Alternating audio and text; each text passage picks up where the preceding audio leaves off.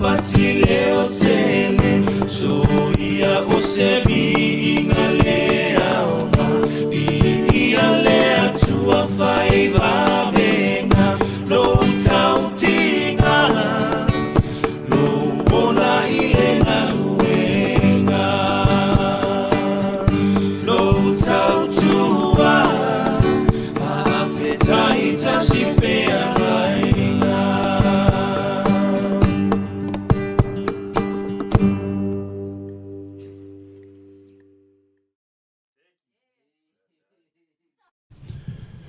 Se fonga matako fie o le Tautayae and Blue Wave TV Finest. Ia po o tātou sui au whai ngā luenga, tātou technical producer e to alua, ia, e me se foi o le tamaita ia hana. Ia, whape foi le awari au le leia o misa ma Oscar.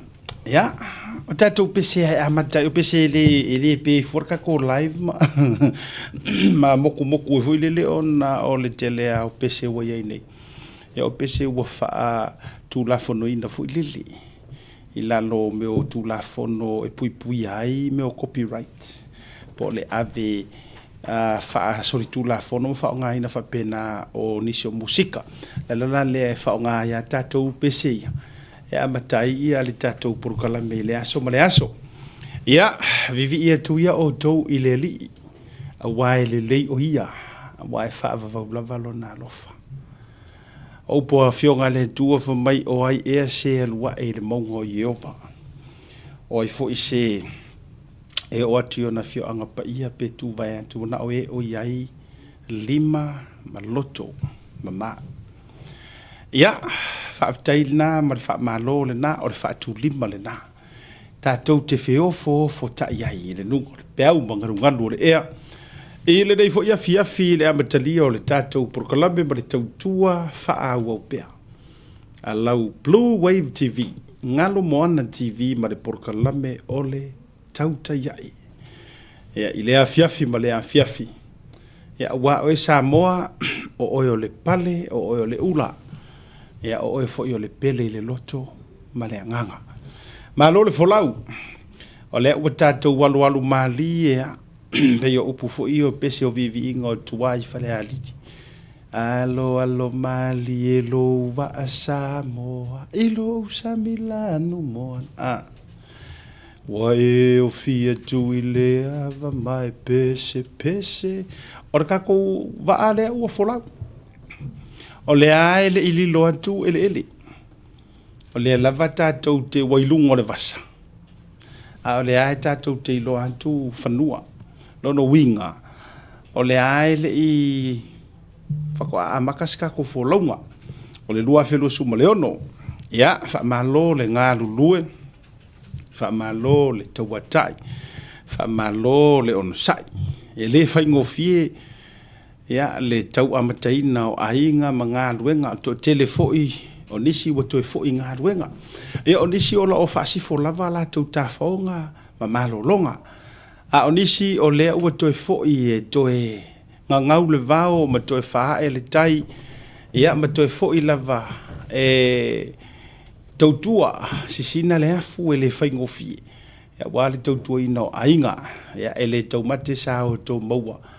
Ia ni malo longa mania fia sao nga le mu ile alofa ma le whamaoni ro tātou ma te siri le langi no whajini o tau sala o tau sama whai ngā le vea o Samoa i o le fuere vilave le toia o whangaina le fu i se vave whangota sangole ngole a wa o Samoa puta o toa ia o se alao tau ia no ua fesi u whaatalofa i oe ma whamalo whaafei loai ta patu lia le ta ia mori la au fonga ai sura le ngare le yo le tu wa o mo watu le nava yaso o mo watu ma le weekend to i tua polima ya o te tafu i tua to la yo puava pe o pu masania ile tunu o ana nafi o tatou furi tua ia o mo watu o ani le lei fai mo tatou au wala i malo o ani masei fai ma le sona i tau la i sa valinga a le o tatou ia ta oto le lei o le nei yaso e ui o le tau fiafi o whaasifo whaiva matiuti o ngā ruenga fo i mwhi au. ia e momoli ale whaamalo tau te iai whaiva o Samoa ia a whela o whaamalo se isula ngā luenga whita whioi o le tala le lei talu whai au ona te tofi le tua ma lo whai o le whaiva e le aia se a sopo o se taimi o le nei porukala me ma whai ino ula aloa pe sopo loa e au noa malo ua whiane se i whaafitaia au na le tua po o ila tau ua whaalangi o whaafia mana tua mai foi o lo tau whaalanginga lea na tali malo ai ma o si whia ngai ma le mali e toa ina ua tau nuu le tala le lei e oi o tau o le a whia ngai ma le atu nuu po o nuu a wā le vā ma le atua o inga whanga ua ia upu wha whia ngai pe whaafea ngai ngā. Ioi. Mana tua mai foi. A le manino foi o na malama le Samoa i upu ngei. E ngā ke ave se e ai foi le kaulanginga. Ai mana tua mai. So o se ia ula ia lala na la ina i lo utari tonunga. So o se whaife au ua kausisanga e kālesia. Ono ule nā langa e fua lo utari tonunga. I lo malama anga. I le anga nuu mara wha Samoa, ma le tao tonga ma mea na tu ngutu ma tu talinga mai. So e yeila lo utari tonunga so o se whaife aua e kausisanga e kālesia, pe o lo o whea ngai ma se e kālesia. E ma whai o ngā, o yo o whawhea ngai ngā i o whaife au e a vele whalanginga le o whawhea ngai ngā. I oe. Pea, le ngai hosi le leifea ngai ngā li. Lala na tau sila a whai o si ngā whia ngainga. E whakasa, la mosa, katoliko. E kālesia ki kele angi. E a, sauai male e kālesia whaapotupotonga. Whaile le a keriso po le Assemblies of God. E a po le whaalapotupotonga keriso. Po le alavar whaasa moa e kalawhehaunga. Awai, o isi lotu, e leini o si ngā whia ngainga. Pe vela le kālesia mamona, e leini o ngi whia ngainga e o sia le pikopo ma le kālesia. Ai, ia malea sofitu, fo ila tau i e whapena, e whai le lei, o vanga, o walu i Utah, o walu fo ilo si ngā whia ngainga, a le se tasi fo o tua fine, ma si ona fo i ali i ua whaife au ngā lulue i le asfitu tuto tasi. Fai fo ilan mele. So ia jau la ia o tangata la ia ave ia ile falangina le o fafia ngainga. Ia au te loa la o nisi walanga ia i si tangata fo ina e waka o faife au assistant pastors, associate pastors, ia ma po o a ele i fia ngai mangi e kālesia. Ia la ia ele te tau ona falangia tangata i o ni fafia ngainga. Esa. Not yet. Ia oila ke fea ngai. Ele i fea ngai mangisi. Va koi fo. Ai o le whaatau. O le whaatalofa. A o loa lai le whainga o whaiva fo i la unga ino le upu tala ino le tala le. Ia. Pe whawhea ngai nga pere whawhea ngai ngai. Tutusa umari to tele. O ave upu ave fe au o ngā lue ngā le tua. Whaatalofa le mo outou. Ma lore soifua manuia. Ma lo fo ile ono sa. O le onga sa inga fo yo a mionga ka ngaka roku. A wai ia isi a o whaasoa toi le vahenga le. Ia isi whaife au fo ia e o aku e fia ia re ngu u whaife au e whaale fia i le wharekua o whaife au. E ia isi ngu mangisi e kālesia i aku ngu i whafo. E fia i le wharekua ai whaare fia i le whaife au. Pia, e se a, e le whapeu te whatua le ai. Ai se a, mauar ko inga combination fo ile le e fia ia le whaife au, fia fo ile i wharekua. Ai sa ke kele a ka manga ai, le au mātutua sa iai. Ka mahui o le alofangia le whaife au, ai kua whaila le wharekua. Pia, e whaingi kau wanga alofangia le pērua le, Pia kau wa fo ile le, o taimine. O le tele au nisi o whaife au, o te a mai manu. Ma te a mai, ma wha te a mai.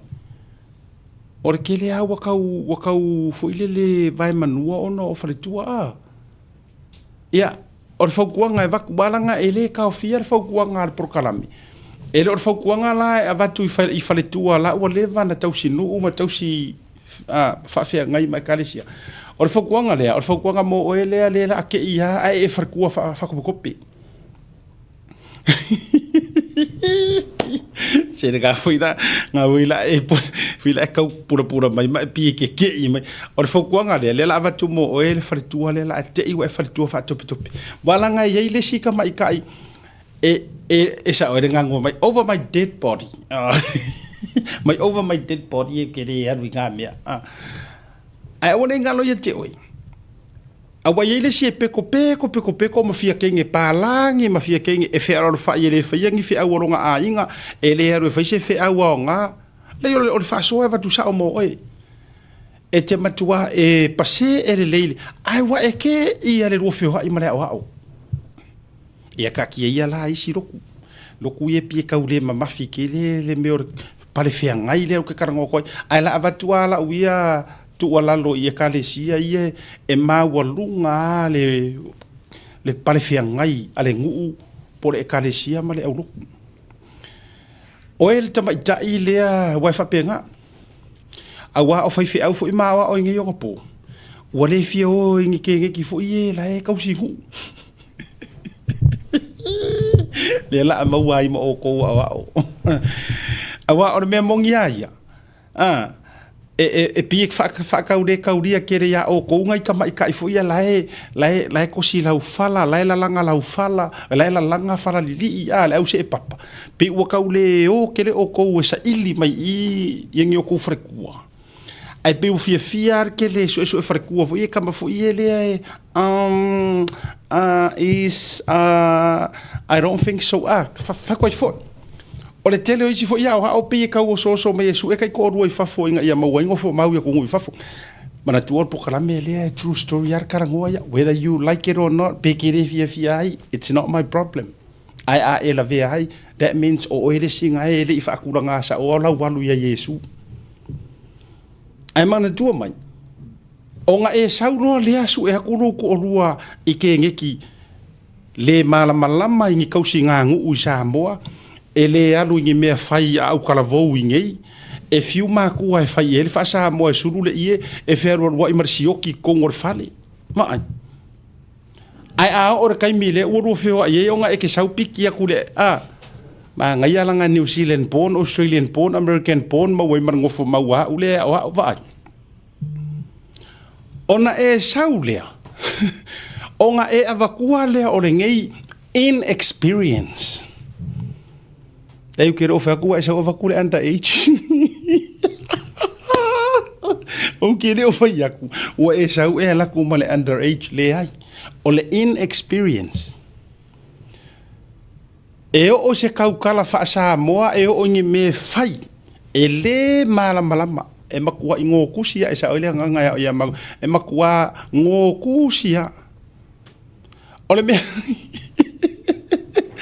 ala o ku rai mai onga e saulea a vakure ngei kinkiki ua fai mau fai poiponga ai maua male luangu onga luo mana tua mai fo ya a fai fo isa o fai fia a fai fo ila ukulo vai ringi fi onga sai keisi onga sai ya o a uku fo isa le kulang o i le tele na le uma lole lua fia kausanga walu lua fa malolonga ai fili mare ngu mare kalesia mare afio anga pai Felicia e mafua mai ele ile leila u whakapenga ele ile leila u whakapenga inga o le fuafuanga le la rua ngā lulu ai ia le wo kausa o ako mo fisosoangi aku lenga fo ile wa sau au vaku le ai o se experience fe ngai mangu ai sau le lua kofi wa fili o rua ke rua va ko inga e kalesia fo ile le se fulu wa fele arofa lua se fulu wa fele arofa alla o langi makafali mana tua mai fo po ole ale kama kulo mane tala vou le ngai frekua mane ngai kinki wa vaku ke rua fai poipo e ke rua olo e kausi le kalesia ua whaalupe o ior ki ngā o le ngālu wenga. Ko ke sira fiere mele ua kele ngā whale kongo e kalesia.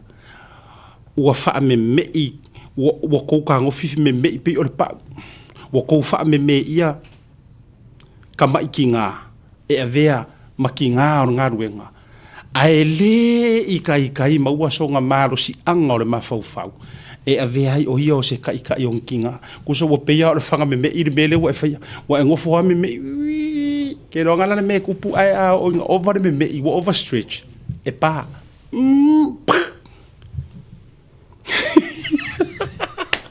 Ngā o ngā pā. Fiu whai au e su e wa sola. Ioi. E māfua mai. Whakamala o e leanga su e sau ko orua. Le o leo ngā whaasoa mo o kouia. Tula o se au ke le fia mai langa o le mea o le whaasoa atu asiata. Leanga o asiaka. E le ngā kai whaia mea o le mako e kalesia. Ka o kasi mako e kalesia. Ki roko ke le mako e kalesia ngiso ko e kalesia. Wha se lau le lima se lau ka ngaka lolo. Eoi. O au fo ke whaia mea na mako ahinga. Ia. So o le lau ke whaasoa wha makai aku. O ke whaasoa wha makai. E a puki ai mamaki ai ngi mea e ongo kukupu ai ngi masenga i le lumangai. A le whakapenga kua ilau sunga. Ile awa o iu karangoa kua imo ila kou ia sa haungi e whai mawhai au. Le alalanga e lenga whamairi karar kuspa ia lua fili ma le atua i au mea umai ke whaia. Fili ma le atua. Aue ke filifilia o ngā o fōringa. Aue ke filifilia o ngā o le awhawhingi o le maumea. Aue ke filifilia o ngā ia mawaisa o ngofo mau. Aue ke filifilia o ngā ia mawaingi kupe. Le ai. Fili ma le atua. Ai vailea. E ke rua ako ai ngā ruenga. So le, e whaafeko ai akua whaangifo ngā ruenga ma le rua au nganga. E pālengi ki ngā le tapepe ma le tāma tama. O le soifua o lea kulou kinkiki. Ai o ngā ua iai o langa kau ua māsangi mea ia. E li kau, ioi. Si e la kua e pātonua. Ngā o kua ia mawhakanga ki ngā, o le a whaila sia singa, ai vaira ia e punga mai aonga mangaku. Ua māsangi lea ngā sāku uaru ia sia singa ale komiki. Sa alu i mea whaia lea ua ruma. E a mai fo ilonga finga ngā loi kokong. O fo ilai ngā vevesi le mea. E ko ale lei, mafua isea, leanga sa sao fai fo ilalo isi ro makukua i kuore ngu. Ai sau i eiro makukua o kengia. Ai ke vai e ngofo mafua isea. E malama ile me tau o le ava fata. Ioi. E malama.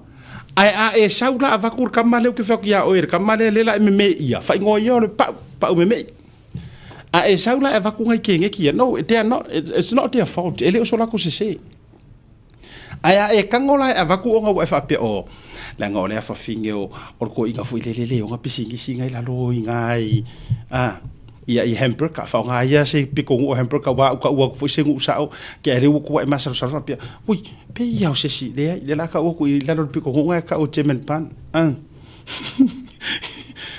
fa bai la ngora fa fiki wa ka ko pe wo faile me nga e manga o ngofo ma se kenge e ia fo so nga history se kulanga ma walunga to ke ro oko awonge oko fe ka la fa so la fa yak a o ko suengi ka maiki nga piko sili nga fa ka mala mai ka penga inga fa ko anga lelei o lo la ko fu ilo ko ifale o alo nisi o fai fe au sa ye mo wo fai langi la ko fola ai wo uange nga ya kama ke le ye ka pa u le la me vale I la le winga ora ukala nga fa nga ua mai ngi ka nga ka sa po ku or nga ruenga le ku ngi alo mangi fa nga we ka fa ka mala ile side le ai sea leanga fo isa fa pepe ama ka muri sa fa mata nana le kai mi fo ya ku makangi o lo la to matua nga fa lo ya la ia le ole le ango ngi me fa le anga nu le ango ngi me fo nga le a tu la i mai longa ye longa kaimi oka ke le yo le fale ko ya o le fa so ye le fa pe o fa tu ono o se o ai ma e va kula ukele o me mai le nganga o le tu ai o le tu wa lalo le la ko e va ku o ku alalo tu alalo ai e va tu monia mai le loto o isi kaimi la akau fefe le au fai ku alalo e va ku onga ke o hurt ko feelings ya a hurt ala la me la ai fa fela nga solo nga le lei ma avoid le mele o le kasia o le lua paia inga le ekalesia fa marolo lua kausanga sola fa ku ai kia le fai au pe sola fo fai au kia le fa ku e mafua mai le nga wa amaka nga ko ka ko musu e aver ku la ro sa ko ra sa nga le ke va ku ioi fa si fole ma la uku alalo tatou au au ke la kuai o ko feika mai ke au feika ia io i sisi le la utu alalo fa mole ka ku nga ko kingo nisi la popo a kele o ka ko ngisi o tulowa ke ko alalo moya you know kere pore pe kere fie ya e ke karikongu e ke koe fa fika ya e ke koe fa fika mai la fa solia inga wa e fiu e kauru e wale mafainga e savadi vadi wa e aru le wotia are fa ko e fa u mai po piura po malua po mo po fela ioi le lo famongi le nga ye ingi si o kei wo fa ai poi kulowa e ya yo kei e yo nises cousins ke ngeki ka mai ke ngeki ai fa ai poi ola ngi kingo wa soli karu faeri ida makangor ngaru ngale aku tau tu na lu soi fu malo loina awale nau le tau mafa nau i upu ma fionga le tua anga or kausinga e fa penga o mangui or ngaru ngale tua e soloia tu ai tango a oe te lole o ngai mazanina la ngai o mo le tator malolonga o le o ngai mazanio na o le mato fe au la nga o ngisio nga o nga o te sau e mana ia fo e fa le watu o le mako kale sia ke va ai a mako a ave me alo funga le asau ka ma so se aso ka usinga o fa fenga to te sira fioto e ai taimi o te watu mo o sunga fa fenga pe ai ke mi o ke alu me mo mi mai o le vai fa fo ia o ke alu fo ke vai fo ima fa akar fe au isi kai ta te watu oka ngi le fau ma so loyo ka mafkanga i o le mokar fe au o mela e ma sanio na no fosi fa fenga inga ma fa ia la fa so ko wai o ele nga kia vai nga fa isia matu tomate ita e no fo vala au ia nisio le kalesia e si la fia le le fai fe au o lo o ia fa manu yanga ko kero ka maiki au ngai ainga fo ngai ele mangua e si la fia fai fe au yanga mamoi e si la fia leo mamoi situations ma conditions o nga mamoi e ila nei ainga fatita inga pe na ultina ala yeli fa na hoteli e o ngali ko kele fa ngau kasile income tulang va bena e vai ton wai tau mafane ai ave yai ma fo ai ele kai so onga kalia fo ile ma vatu matua i ora ma ko fe ko sila yai exercise e alu kirikiki e maintain tu lowa ole ale wingo fa matelanga lenga ole me ai ngaru ngale tua e makua le fesiringia ai nana ta faiatu o te va ai alo file taimi tate va ai tu o ngisi o ke vai laikia e laikia i kausanga o si fa ko aka i los furu monku o si fa ko aka i ko ri kai a ko ska i fast food ka ilim o kingo o kai ioi era binga ia tate faiatu so si tu ai nga nena o le fautuanga le vatu a kalia lelei a lelei koe fa foi mai ke a e ngase mai mo I me yo ke fo ko ai ke le faia ona I lo lea lo fata mala ina te tele a ole ngana o nei mea office fa sala lau o mako fai vai or mako fo ko ako ai pengo fai ako o tau fe ngai ngisi fa sala lau e fo ko ako na ngor kile yo fa afia popoto o to tele yo manatu fo ile le fa afia ta mai a ele asko fe au ngamia ye pule mako e pule that's selfish o lo self awe ke selfish mo manatu na ngo lua poro inga au kunga mai love God and love your neighbors.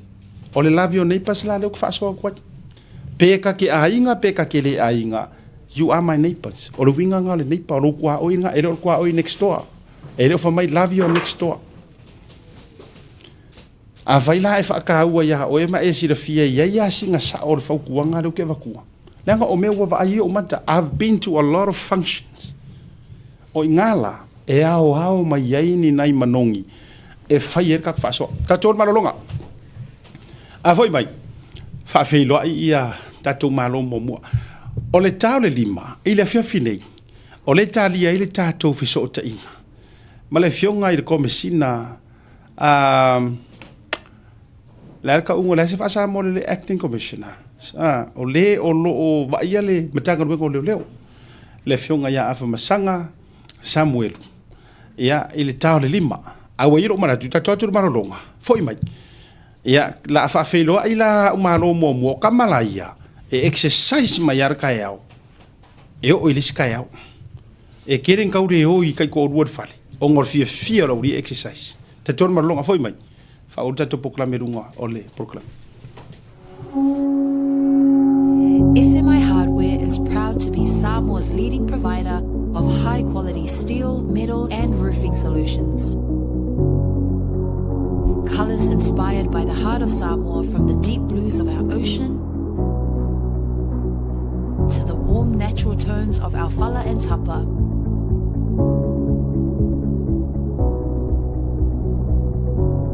To the vibrant greens of our island plants. With over 12 colours to choose from, you can find the perfect look to complement your home, business, or community project. Built to handle the sun, salt, and storms with strength you can rely on for years. For durability and for style, SMI Hardware is your number one choice. Affordable Funeral Services. Le falimali wa tama whanau sa moa I tutono au kilani ni usila nei mo oe malau ainga. Ioe, Affordable Funeral Services, le tali mo taimi o ti ngā o le maliu ma le oti. A whai e whaafso o tai mai le numera o lua tasi, valu o noiva, valu tasi o. O na mātou o atu le ilo tau mota, tātou te tala noa mo se tau wha maa venga, mo o toe sauninga o le pele ia te oe.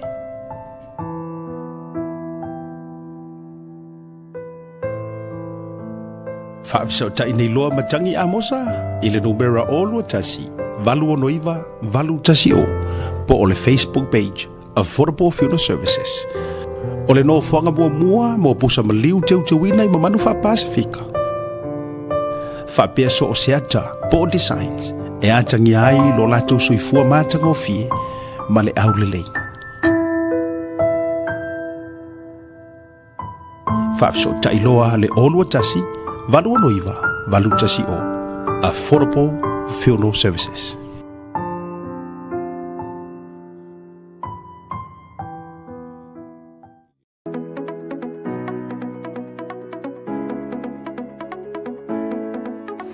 Hey, have you signed up with BlueNet yet? No? Well, let's fix that.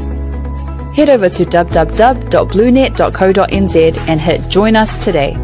All you need to do is fill in your name, date of birth, phone number, and a few other details. This helps us get you set up faster. We'll also need a photo of your ONT serial number and your modem. Not sure what an ONT is? Don't worry, this is what it looks like, and every house with internet has one. And make sure you have a valid ID and a utility bill or government letter to confirm your address. When you join BlueNet, you're not just getting fast, stable internet. You're also supporting shows like Tautaiae, Breaking Waves, and Sports Salanoa. Your BlueNet subscription helps us bring you more content. If you sign up this month, you get $10 off your first 3 months. If you have any questions, call 0800 258 638. Join BlueNet today.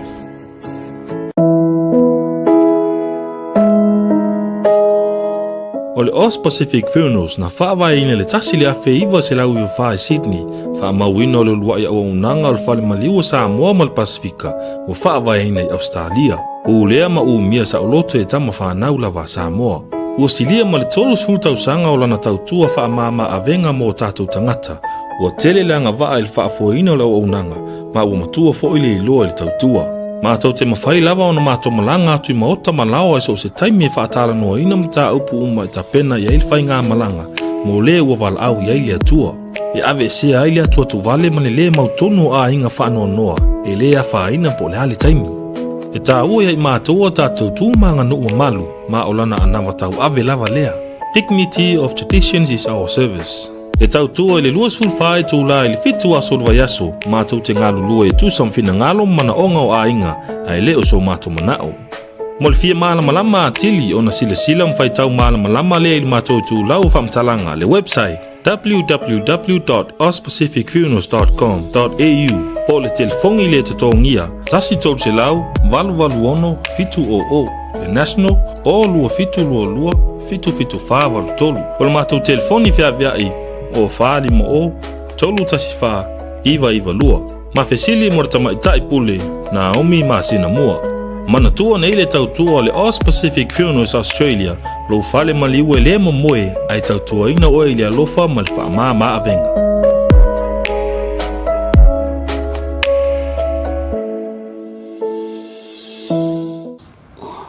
Taimro wajile uto se fulu mane ono minuto le tano le tuna lima. Ya. Te foi mai proclam dei mano longo masinia. Matou fatasi. Masui o le executive le scopa nei New Zealand au kilani. Ya, le fionga le prestene ma le sui prestene. Ya, le fionga ya le au pipitele junior talelene. Ya, bise foi o le fionga ile nga fatasi ya fui mono anai matina nai. Tasi dei tangata pe no fai atu o la mua awina le tūlanga le soifua maloloina. O me ai tau mawhai e pāleni, o le taime mamoe ai e pāleni, taime whiala ai e pāleni, o la me whai e pāleni, pā wā le meo te loi le pāleni, e sea o infarsa. Whatalo whatoli le lua sase e lua. Ya, malori le... Nuia tau sanga fau, walanga e mongi a, o le whatu a tātou official fo ili tātou tau sanga fau le nei. Ia isi tātou pokalame mua. Manuia le tau sanga fau lau whionga lau pepe, ia mise fo ia la whionga ngā whatasi, ia po le prestene fo ima le tu prestene o le tātou mawhitanga malosi o le skopa, tamba matene tuai o le koresio sa. Malosi e fo manuia? Ia, whamanuia atu tau sanga fau, lau whionga asiata, ia, o lo... tautua e so tātou atunu e ala fo tātou pokalama le tautaiai tulo fo iau pa ia mau mamana whaale atunu ia ai whawhiloa i atu whaaftaile lofo le atua o saunia fo le nei lao tātou te mafutai ia whaaftai fo lau te lia ina se maasawa e walik mai fo i male whionga ia nai e po le sunga fo le sui presidente o sia mātou asosi ia awa fo i nei pokalame o lo a tau ngā lulu e ai mon nei tausanga malo se fo manuia Nangi mamama se fua lau le lei. Tau whionga ngā whatasi. Malo le se fua manuia o le urua i taimi fua neo nei tau sanga. Ia e tele o fio maila o le pole sili o le company. Ia o le ua e wha malolo mai o le toi uteia o le a onga numero tasi tono o Samoa. Ese mai a pesen. Ia sau noi? Ia, whatalo whautu le pa ia mamalo le o leo mai moro o mau mai ni fasala o ni tu la le fiaf ya manuela de tasanga fo ya fatalo fatu le nganga tumor farol ya fatalo fatu fo ile o fionga seta malo fatai e america so fo e mai le fa un la tu sanga de tu sanga o fionga le pepe o ani fo fuanga de leisa e o pega malang le ai sa fa peona no fola vai nei au kilani fo ima Fatino ia nai fufuanga fo ia le ainga ia fufuanga fo le kalesia ia so fifia ia ai ato mana te fo lata usanga mvai atu ia o fufu ngele lo fa malanga le o tatu mtaisili itulanga fo yo ngalwenga sa ngalue ai ele ngata ile le mato foi committee le mangalue masio uso nei le tauto ino le scopa ia o ngalwenga fo ile kalesia ia ma business ya wa ele o laina la voltu langa fo yo tatu ngalue fatase male mai tau sanga wa mavai atu ya tatu fa fo be ngale tu wa ina saunia ya naui ma avano telefo ye ma fa ye no fatino ngai ngalue ngale ngata fo ngalue ngal tatu digital ya ole ngal tau fo el tatu Pacific 40 ya ai me se fo ile tatu tia marketing fo ilato fenga panga mal bluebird ya le fa popot we male mal tatu samo herbs ya le hotel na mai le vai le wa tu le wa tu malo si mai sa sala pa male si le na sa wa dai ma mai yo ma tau tia le ma tu lo le tu fa le tonu ro mana pa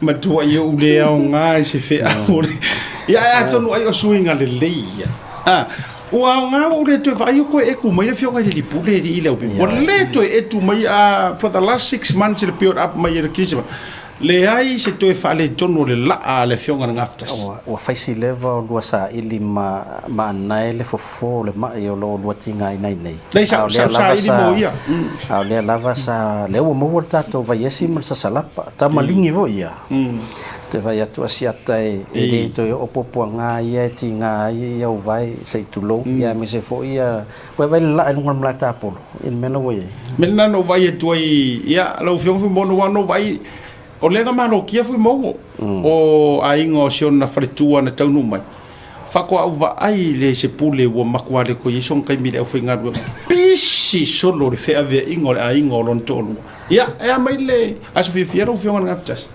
ia goftaisat ola fi na fa pena mola vano e fi fa tasima tanto le aingo ofisina le varito e mole le maftanga na le sister tolu mana na inga na malanga mai tutuila sa fa beno matu fata sine de Christmas ia mamo fole avongo e ka va e ninga ka longa ka polo pe fa pi tu sai o le talonga le tongo fie i nei le tulu le nei ai e ui le tongo fie ai na matua i lua le leiva yaso o totongi fui mono le malaita polo e ave i le aingo sion tolu ele tango fia ia malaya o le la no fo ma fo fo ile tu afta ye ni o pe yo lua le wat tongi fui mono passe salvale le mai to ave malata ia life ai longa luenga funga fa tolu fa le sa mo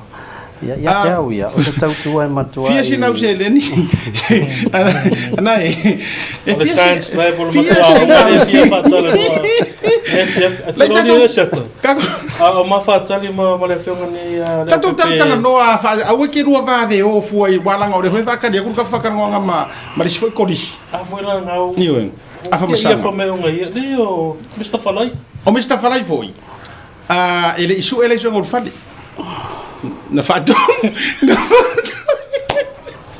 faton wen watu ku kame ai ale noftu mau ai toi foi mai la tala wa ele perka ku fishing out se dengi ngalu i overall le Christmas season foi le ina yo ai ngana malanga mai lo fa usinga fa ka wo do singa u me ngalu ma Mai kari mai kau fesirio le ala nga nga lua a fifio ma wa fesirio ala pepe. Ala utali va atu. E fia singa. A te ua mata le masino January February le tong yela ufinga dun.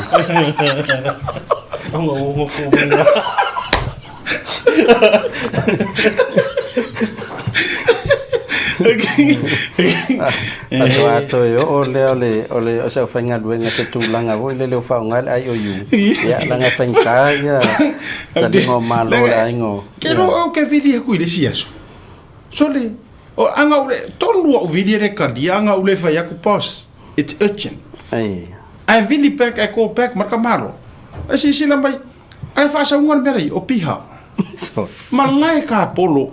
O ia le o e songa o e o le top par Pacifica le o ori. pe lua se lau tongi tangata. Ya lua se furula tangata ino.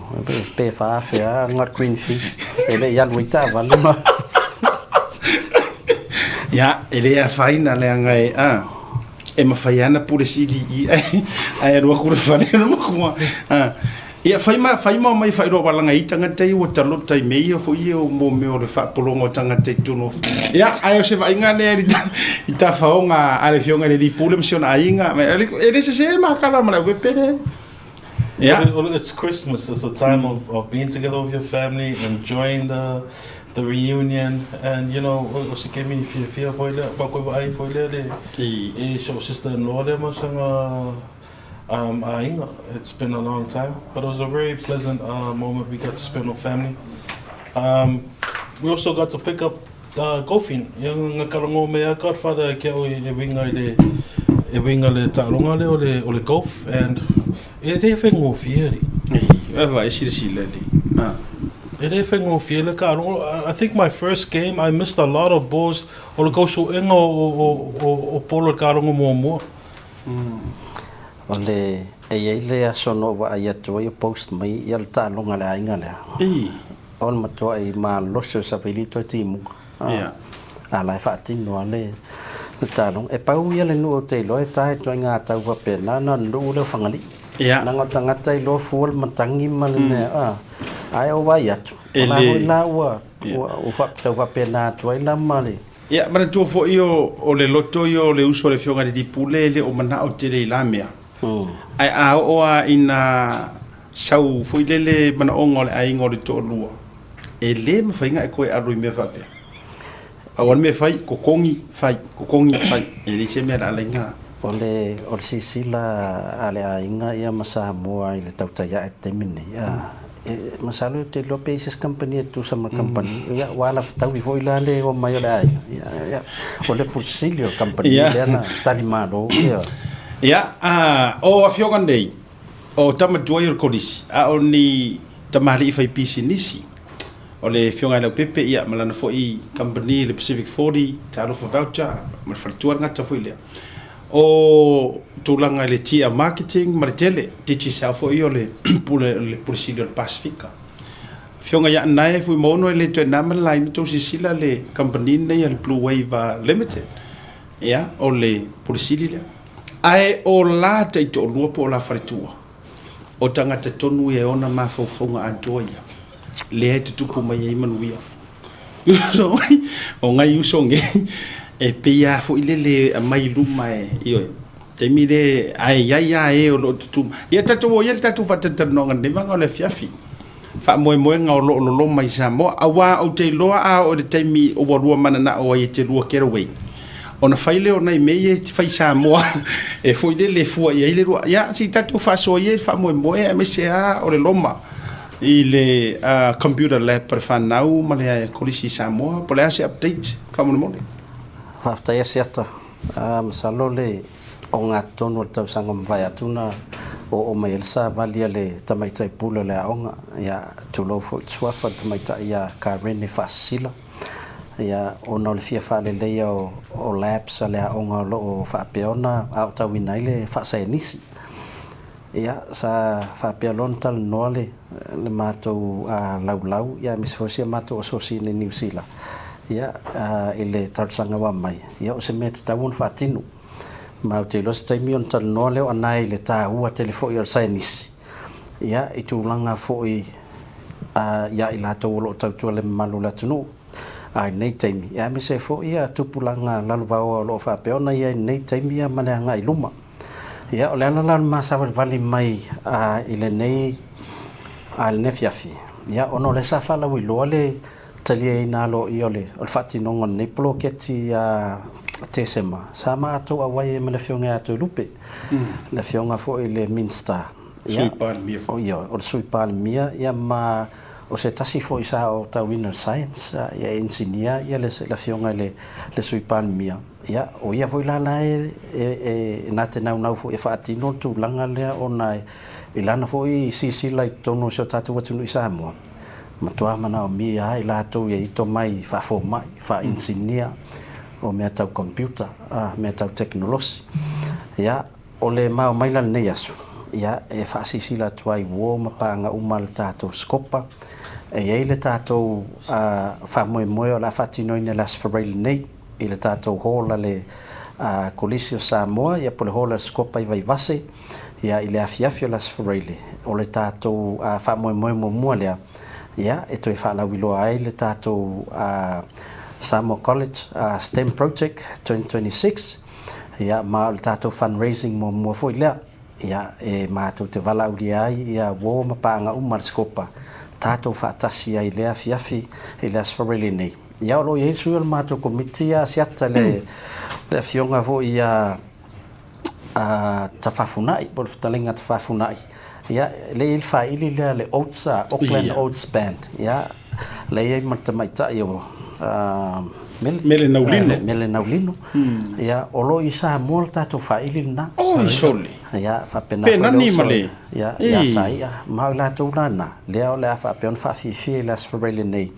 ele tatou fa mo le limas futa la te ul fa le ai ia ma e mai mo ma e civil tatou fa ili lawi lo watu au kilani nei ia le ngata furna ma wa fo tatou pupu ia manisi fo ta penanga ia le foi vai atu le to fini atu fanga meke ia manisi foi ia le fo wo mai e so soani il tatou fa fifianga ile as for really nei ia be le lana ma o masa van mai ia we ta wo fotu langa le ele se ta fa vale le mate lango no ma wo mate ta la mua il fati no nei fa mo ia i pe ane fa pe ia le mamalu le mato skopa sa mo na le pispisa o le awoli ia mai ni sila ai le o mai e fa sanga im tangata ia ma fa mtala mai ia ta tu ngadwenga ia se tai misa no le fionga ia nai lo fa tai malo le pepe o le u e fa manusina le ano liu le nei fufuanga anto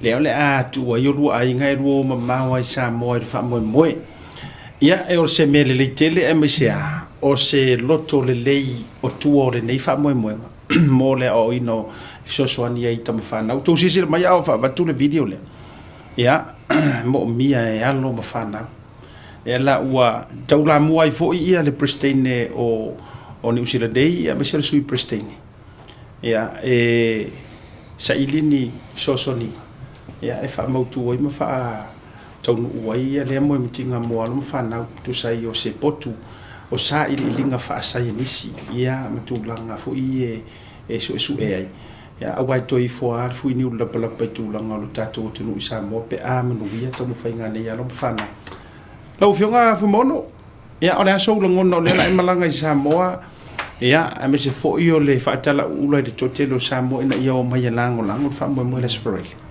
fafta siata ole tau ole malanga le la stofine ole fa mo tu le ole plokeki ploketi sa fa penga nga launch le fa le tau sanga ni ole plokeki ta ole STEM project ole science technology engineering and maths o matau puta ua ia e tonu sose atunu o wale fa foina o ngaruenga pe o le fa fo mai fa insingia it's very important that we also understand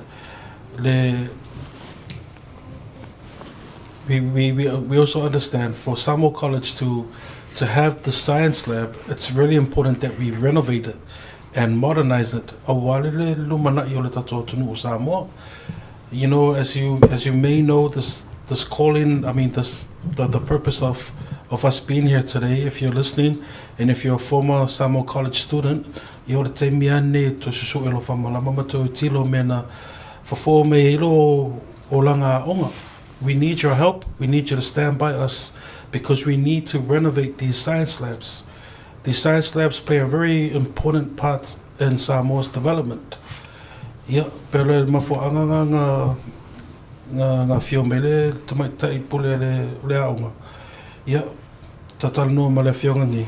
Le la wi le moto plokeki le science lab project STEM project 2026. Malo fa tai. Le a se faitau o fai atoa o se tupe e mo mia e fatu waile fa mo de mo fa na u lo su lo fio le pipi. ele fala no ino le o bloketi na mai ia le se tau se tau faata fo ile ina wo mala se singa anisio ila to o to mai fo ile to faingo ngalwenga fa pea ia ma mai se tau fata itai ia masalo ila talata ile on se la wafi le ia pe se tau na faata esa sisila fo ila ele fionga le sui palmia ia se tasi fo sui ole mato sosia ona na ia fautuanga vena mai ia ona le tau amata ia aile leile a mata ngalu rua nga il numero na ina ia mafai ona se taimi e tino mai le tau mo yo e fatino ai ia ai matu te le fatali o la na sa vani mai ia mata le ngaluenga mato ia le faufale ele ia nga le fauina mal fatino ngol blocket ia sa ili seleni le fala wa mata tangi la vai mai I wompa nga Samoa ia se taimi fo ia nga I mai ni sila ya anga ya tu foi oil melo pule no wai ya Mr Falai I Melbourne awar time ton wai na tele na le anga ya portuia par vai time ton wana lai Mr Falai oil au e wodi ia Falai to tele la to pira ia ka lo ve mai mana wodi I o tapuala mana wodi e me nga le anga ia sa ole faftai I lua fionga me se foi ole lua no tai ya mari tulanga ilo no winga I fa go pe ia tulanga ole fa moe mai I Samoa ole dante mi amateur fa moe Samoa ya se fo yo le fa fo mai ala tru ya si lai full tato postal nasa sa tu watu ilunga ya o te lota I masania yo ya le ono ala fiafia mata nga solo atu yai ya fa wa ya se yo ole ile tulanga o taimi masani on tapuni ai fo ia fa fifianga o la fionga ya fui mono Alex Aloli ya pe o yal na lo organizing te leo o nai nga luenga fo ya te lo ne te usai di maison taimi ila solulu asiata ya se FC dingia vo tulanga o tapenanga a wapi o la fa ili mai la to uma lo ya o lo ngalo ile ia la fionga ile nga fatasi tulanga na sisi la tu tawol pepa lima sutala ya tonu le pupu ia mafafifianga mai ele ngata vuna ia lo fata lo fa la fionga ya nai yo to tele nai sui fo wale va so le to felo ai mala fionga ya nai manisi fo la malanga la sauni atu malanga samu malo fa tai ola siri muri ia ona ta bulu ngolo ta tu fa talonga ele na male la ina le pepe lo fionga prestene ma sul prestene o kolisi batama tuai na fa faile le ina mai le to tele lava o tai fai pisingisi successful e tono le tato wo tuno ai ele ko nga foi male la ina le folo ngor por kiki wo ye nei o tele ina akava ai ku ai le wo kai lo le paki e ai male paki e ai pe wala va foringa ono le sa varinga ile na male la ina le nei me wo ye ole aso nga fa ka ole ato ila langa mai ai o tou ave ia le tou maftanga fa ka makwai ngai le la fail fa mo Samoa ole ha so na fa ta wai no le vaenga le ina ia mo fai fo yo na to yo mai fa tasi e ngaru no fa tasi il tu langa wa pe o tau o kausa kia uma vale le ma tu langa fa pena ya por kiki le o folau malo ya ta tu ta pena ta to wi ai ulim tu langa pena ole wa mata male lua fe luono fai mar fa mo tama mteni tuai skopa Samoa ya sa va di le yo no to fa na o mai tu tu ole to mi o fatasi ma to te le so tanga talu mai le porkiki mar folongo boya faftai asiat ole weta watu langalon ngal do fatas so vai vainga ya me se fo ia se mato tam fenga le mato asosi New Zealand ya mato te tarsanga lava isui umolskopa ioi ya ola wa mauti no tu langal porkiki ai ona vaenga fatu langaina ai ole fatang sia mai ale sunga te mai tau pule e fia fatino nenga bang ya atono le sia nga fuila le ole ama fai ona mai fatasi ya nga lulu e fatasi ama fai ona tino mai nei fa moe ma to e fio fo ai fatasi ya masisi le mai foile malo le atno ya fai ona tu fatasi fatino nei fa moe a tonu se amatanga lei fo ile ina ia se swinga ile ngata na no mo matou le skopa ia a o isi fo fa la potonga a o iai matou talo fo ile li ia mai le file mo malona nganga ina ia mfai ona ataita ina mai loto a manganga sui o mo le matou skopa ia a wale ngata ila tu tono porkiki telefo ina fai fe au o ila tu o lo talo ile au malpo ina ia manuia Samoa ia mai ia manuia fo ina nai tulanga le ia o sa uia talnoana ai le tulanga au te taltonua ia o le tanga ai ruma ia o nga fo nei ploketi ina ia mfai fai sito tele o suyo skopa lo tono kapineta fo te mil nei tono le o palmen ia atonu ia a nga fo nei ngaluenga ia mfai fo na ngalue fatas ia wa le o po se la ina tulanga fo elena o Samoa wa fia fo i tulanga o porkiki ia Australia America a watunu mai o le tau ia Savaringa ina ia mfai ona fatino nei fa mo tau mo fa na ia malelu mana io o se tatu watunu a mesesi o matua o ngal kolisio Samoa ma lo fa te lo ngor prestene ya lo fi mono so fi ngalo fa popo me ta upule tatu wa fa si foi ede sala se mga kumele sa ngale prestene ya lo pepe politics is politics, we understand it, and you know to titiale se me le se fa porkiki. But I believe that with the focus on the goal, que per men sa ngo kwele le fiong le tata o le fa foina le science lab, and that's where our focus is on now, because if you look at the science lab, the whole vakununga ko video or foldinga le science lab terminate.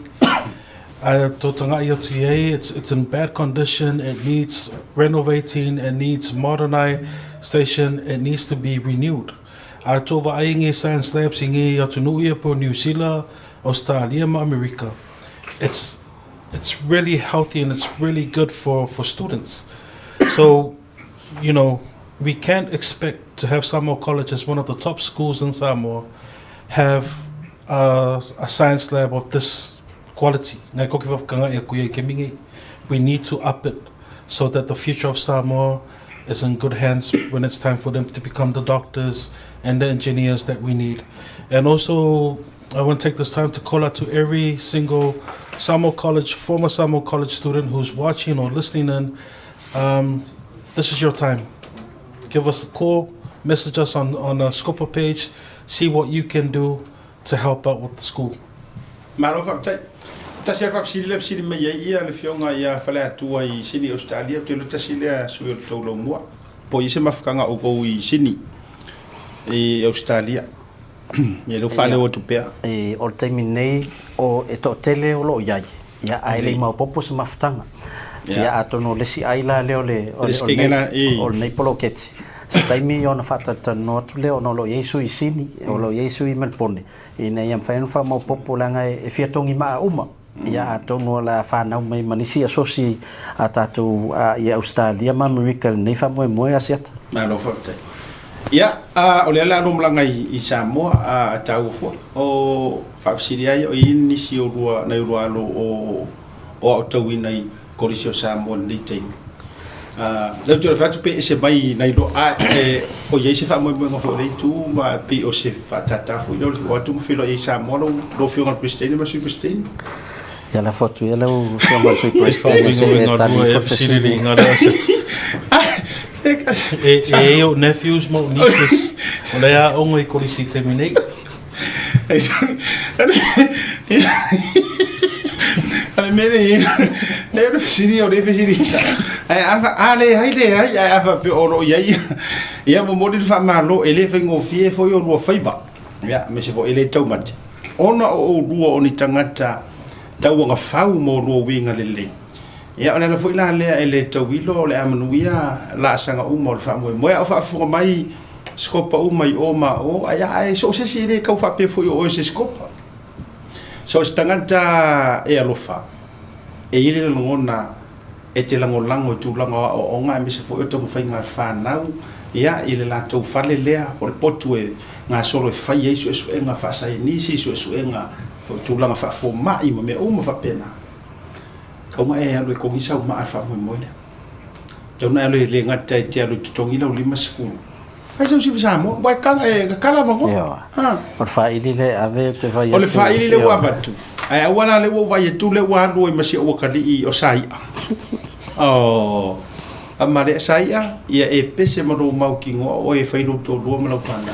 Pese fatu. Ai o le leo la usan le o le tua. Ia, nango so nefi. Ia, ai mi se foi la. Ia o nisi o le a so ni fo i le fa moi sa moi le tomati. Ia, o le a fa tu mulia. Ia. Sau no fai uta tu ma vai. Aftai le aftai mo le no fo un fai una fa le fo ia fa mo mo ta pena tu ia. Ia no fta po ia tu matalot la tono la io man ia tu la ngol fa mo ia na ngai me fo le wa o tala le ne fionga le lipuli. Ia masale mena mi ala so so ni fo tu la ngo ta tu malanga ia tu tetel na te lo la ngo sa mo ia. Ai ki rate. Ele ki kire rate to ke lui. Ai mana e malanga lo fa fo. Ya. Ya, ta tu e oi. Ai ele ya ele o sa mo na le titile la tu pe foi le ai mana ia. Ya, ai mo mori fa malo, ta ma le le lu malanga. O fisili e o lu fa tu pe na o lu. E no mau. Ya. E ngo fe pi kakala pi pololo mai ko ya la tato wor malolonga a foi mai tato ko de ti sa mo pe already ya le fionga le comme si na fa le tu ma o le temile de se bestato to tonga ya e maruia o te loa tau te le to e fe loa se lua a ro ko foi me ka ro me se di poki pe ya mai le fa mo mo po fa le mai nianta ma live mai me te ro fe wa ye ya Ko yo kia ka ko ya ko. Ai Manuel do ai am tanto tu marolonga a foi mai fa voluntato programmi e le vanno fief. SMI Hardware is proud to be Samoa's leading provider of high quality steel, metal and roofing solutions. Colours inspired by the heart of Samoa, from the deep blues of our ocean to the warm natural tones of our fala and tapa.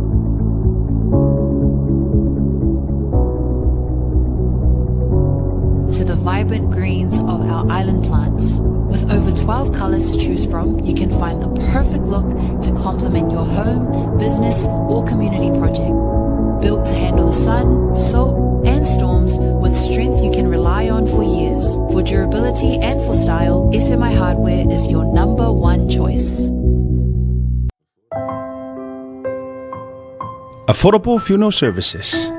Le whalimali wa tama whanau sa moa i tutono au kilani ni usila nei mo oe malau ainga. I oe, Affordable Funeral Services, le tali mo taimi o ti ngā o le maliu ma le oti. A whai e whaafso o tai mai le numera o lua tasi, valu o noiva, valu tasi o. O na mātou wo atu le ilo tau mauta, tātou te tala noa mo se tau wha maa venga, mo o toe sauninga o le pele ia te oe.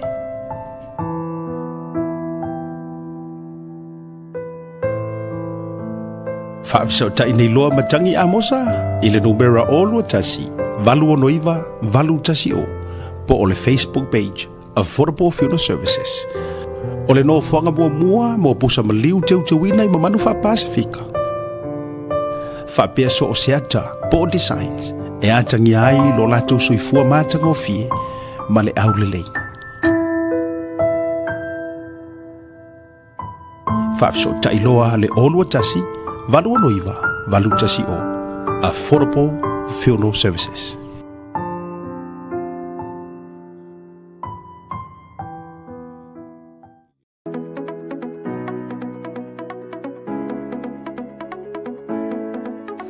Hey, have you signed up with BlueNet yet?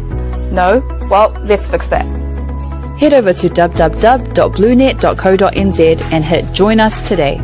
All you need to do is fill in your name, date of birth, phone number, and a few other details. This helps us get you set up faster. We'll also need a photo of your ONT serial number and your modem. Not sure what an ONT is? Don't worry, this is what it looks like, and every house with internet has one. And make sure you have a valid ID and a utility bill or government letter to confirm your address. When you join BlueNet, you're not just getting fast, stable internet. You're also supporting shows like Tautaiae, Breaking Waves, and Sports Salanoa. Your BlueNet subscription helps us bring you more content. If you sign up this month, you get $10 off your first 3 months. If you have any questions, call 0800 258 638. Join BlueNet today.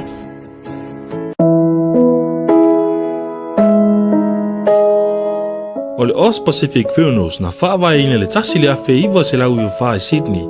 Whaamauina o le luai au unanga o le whale maliwa Samoa ma le Pasifika o whaavaina i Australia. O lea ma mia sa o loto e tama whanau lawa Samoa. Ua silia ma le tolu sultausanga o lana tautua whaamama avenga mo tātou tangata. Ua tele leanga waa il whaafoina o le au unanga ma ua matua fo ile iloa le tautua. Mātou te mawhai lawa o na mātou malanga atu i maota malao e so se taimi e whaatala noa ina mta upu uma i ta pena i ailwhai ngā malanga mo le ua wala au i aile atua. E ave se aile atua tu vale mane le mautonu a inga whaanoa noa e le a whaina po le hali taimi. E tā ua i mātou o tātou tūmanga no ua malu ma o lana anawa tau ave lava lea. Dignity of traditions is our service. E tau tua le luas fulfai tu la ili fitu aso lua yaso, mātou te ngālu lua e tu samfina ngalo mana onga o ainga, ai leo so mātou manao. Mo le fia malama lama atili o na sila sila mwhai tau malama lama lea ili mātou tu lau whamtalanga le website www.ozpacificfunerals.com.au po le telefongi le tatongia, tasi tolu se lau, walu ono, fitu o, le national, o lua fitu lua, fitu wha walu tolu. O le mātou telefoni fia viai, o whaari mo o, tolu tasi wha, iwa lua. Ma fesili mo rata maitai pule, na omi ma sina mua. Mana tua na ile tautua le Oz Pacific Funerals Australia, lo fale maliwe le mo moe, ai tautua ina oe ile alofa malfa ma avenga.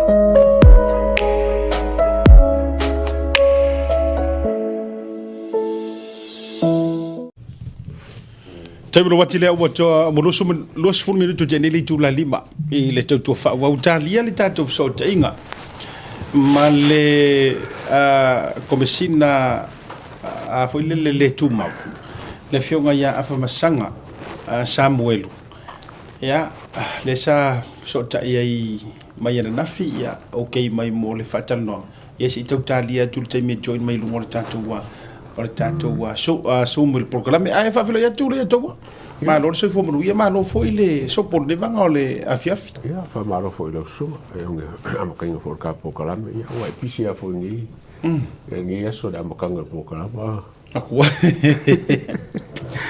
wa pisi ma ya me se fo io nai tamaskopa ia fa to na to fero i mana tamaskopa no tu ni le ia le pe le vo fa pe wi ai no mai foi le se la peni no fo poni pongi sa fai oh ia sa wa pesa la ai singa le mai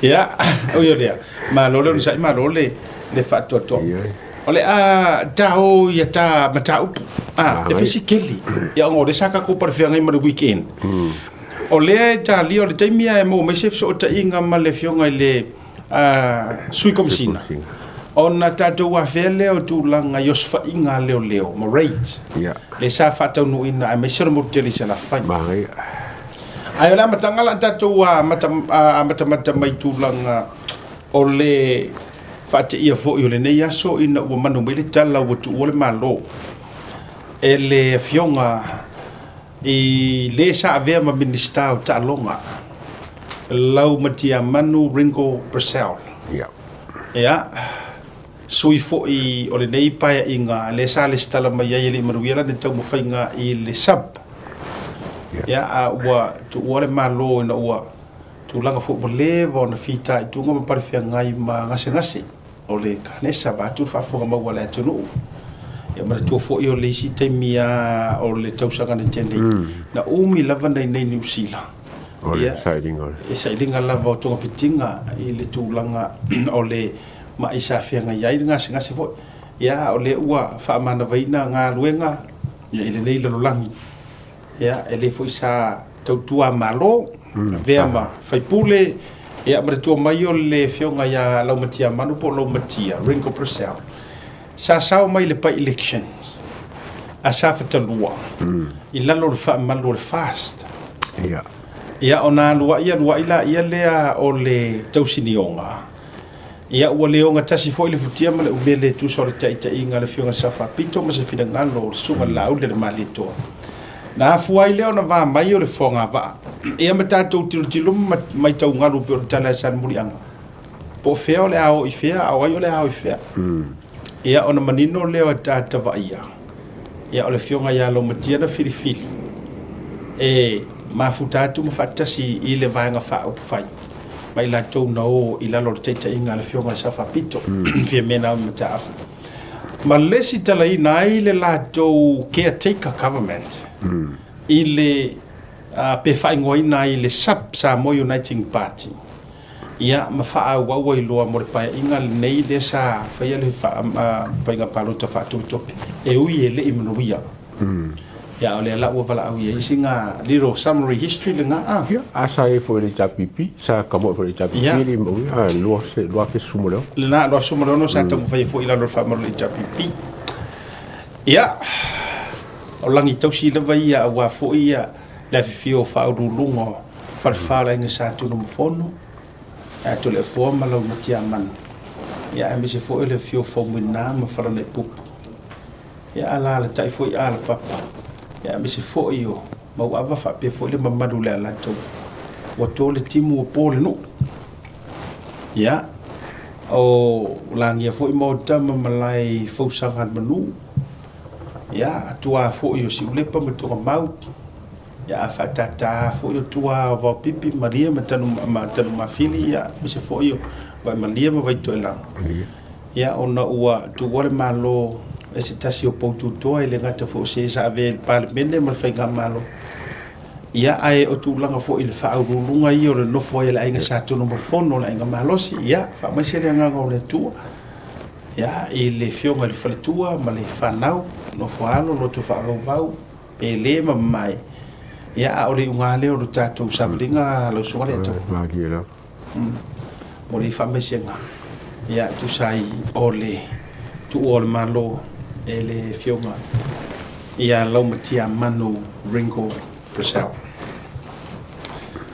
o le isi mataupu o le malelega lea ua au mai faalaua i tele ina ua pasiaina ma ioaina le fioga i le ao mamalu o le malo tuto tasi o Samoa tau latu se fautuaga a le kapeneta ina ia faamau faailogaina lelē toe mafai ona faia o ni ngā luenga te tele constructions work i aso sa o lea ngā runga pa o kikele te pa o ngai masingi o lea la e tele ai le fesasi ai ona o ni fa interpretation na nisi e o fo i le tuangai a mai sau fina ngā loa o lea tonu le faataotoga lea a o lea e kaugugumi e ua o ala isi ua faapea mai sole se pei ua ala agalau ua ia tagata ua faapea me se pei ua tumatu e foʻi lausuga le alipalemia le mea lea pe ukau le fekaui a o le pei faataoto mai le malelega ma upu o le malelega ua naʻo galuega tetele constructions o ingo fausia o ingo o faresā o farekekele o auala suaga o kele ia kai a Samoa walanga kai mi ngai Samoa kai mi laka mai le ngoi Samoa sa ulo ngal mele pa o mangalo ga funga pa o la sa ya ba si foi masi a paula la fianga anga funga malo ga foi a wala wa fa ngai foi masi ngal malo ya ai lo se me querer nga me ai ke longa o kar fianga ile ia fianga lo malo inga ia ka fie me ia wa ya o si me la kala ka mai fa sa so le ale pa o yo o masingi ma me kere fo o whaonga. O konga, ele wa konga e mele whaasang whainga ngā rasa.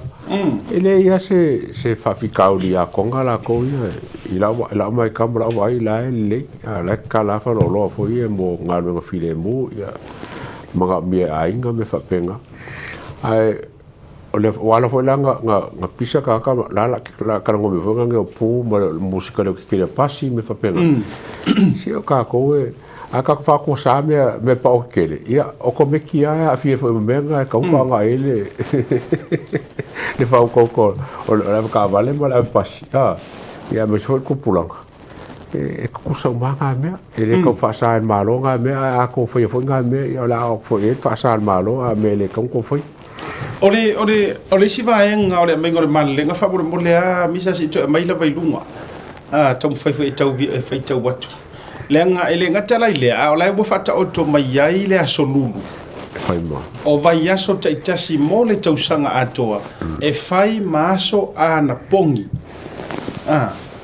le o to ina mai dum le na e fai maso ana pongi mo ai ata al malo yo makanga ko malo Mana tu na le mana yo fata tonga le nga e kakawanga ia se vaenga o fo longa fenga malo le ni e ma fa malo si ele tu fa le nganga le ngole ngole o paki fa tua ile tua Samoa o tas angale ai le fa ku nga ile tua mana ngalu mai le nganga o le tua ele kau la o isi fa mo nga o ma le nga sa idi mai ai e o ri tomo fenga e ma e tu ma lo mo se ngole me ton so ia jaula se lau pasengi le fata o tonga ai o nei mea i construction sites ma vaenga umani i ngā ruenga o le mea nge ele se mea fo mana tua foi le sa fai foi le taimi o le HRPP la to io alela pe o le o to fa malosia la ma fa ma to fa il taimi ale pe la foringa mai la ale anga istangat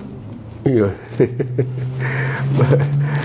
mai le ko pe se ka fai ja pipi o ka opu o se me ka fai se me le vantam fai o le ka fai man me foi ka fai e mo ko fo io o foi ora no mali ko sai le ja pipi ngai le approving o me fa pengi ya ele fa pera se me foi le fa penga fa ko auso fa fusingi pe fo rang sa nga mo sa fa longo o me le nga fai e fenga malo ko e fa o pia a me le ku no ko ai swing ngisi me le ya ye fai se me le ya kuma se me si ya kuma ta sila le vai nga taua ma do yo fo ya u ye ma le si vai nga taua ya matua fa anga popongi ya ka fa ngarwe yo fa tu fa masani le ola na pongi le yaso wa ta si atono ta si le o tulanga ele ya i ola tu ma fo fa le fa ngo fa unga awa e toi fai ma le fefe ma le ola mata ona lai fo ele o maua se panga no le soi fuanga ma le sa vadinga verso ato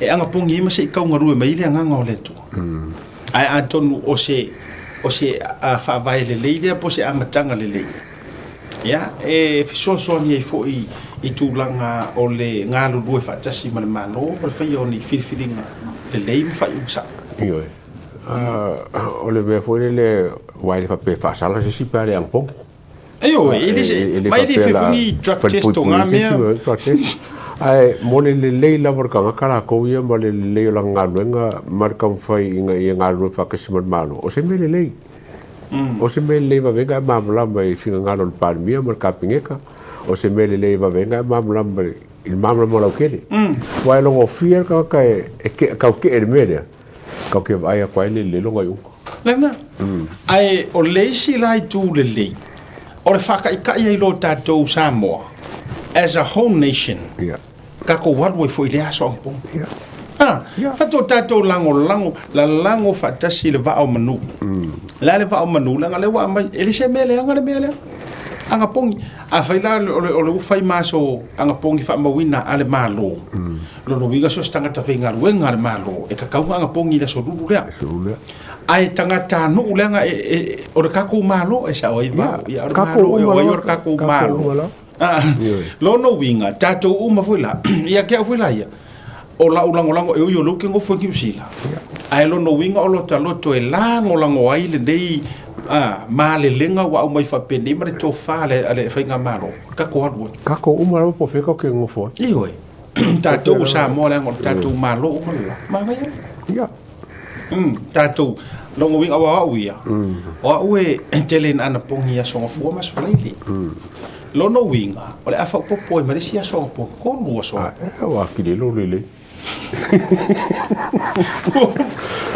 ai si la ye me de la so la ko la so nga po aso nga fu aso ru se fali ya e dice me ka ke fefe po le o masani lo la nga pongi ma le o la tita ia ai e tāua e whaamasani e fwoi oe lea o le a mokua i e whaki wai nganga e complain e ke complain ona e mafua mai e le masani le o langa ana pongi mutalo ai se launga e lura o ngā langpung e rongo e kuwha le ngā ngā kere ai ai whanonga kuwha kingo o whaonge o lo kingo fwoi le inga ia inga koe whain koe o koe whaamarosia ia lo kingo i mea ai e ke mwhainga e le kua i ko so me nga whai e inkia mo iska e le whai e isi la vanga e le whai o le kuwha le nganga a langa whai o le health so ka ua ke ma le tua le whatoa uma mai le matou vai aso last week le no te pisa toi lau vai aso la ato al vaso le tea ana pongi ma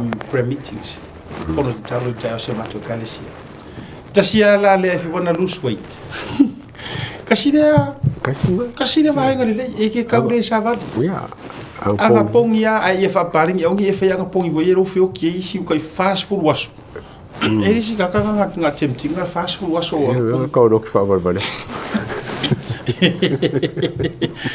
so whaatai le whainga malo e na ua toe whaamapu e mai le nei vaenga tāua auangi koe whaia walang o kākou Samoa mana tua mai fo i ore whausia ina o le whale fo i lea malo ma whale tai i murinu lena mafua ai ona toe suia mai le HRPP vaenga le o nga fo i la wa avaku e kongkala ke sainga nga o leo kākou lolo ai usu ka mangar kuringa o taki pakaku ai mea e o le whainga o le whare mai mo ko ua pa mea uma whapena lena saua i loa ma le whaasalea e le toe ngā lulue au kākou ai Samoa so se Samoa ai se vanga ai le Samoa fo i le ua mai aronga whaafia poko ringi kai ai o le mea na sauai so le e le ai angi Samoa e o whaingi kong kalake mangi sua ngā masingi ingi aso sālanga e kau kiroa umai le kakau when ngā mea e oi e le ma whain tato whaia nā tui ngā vaenga whapena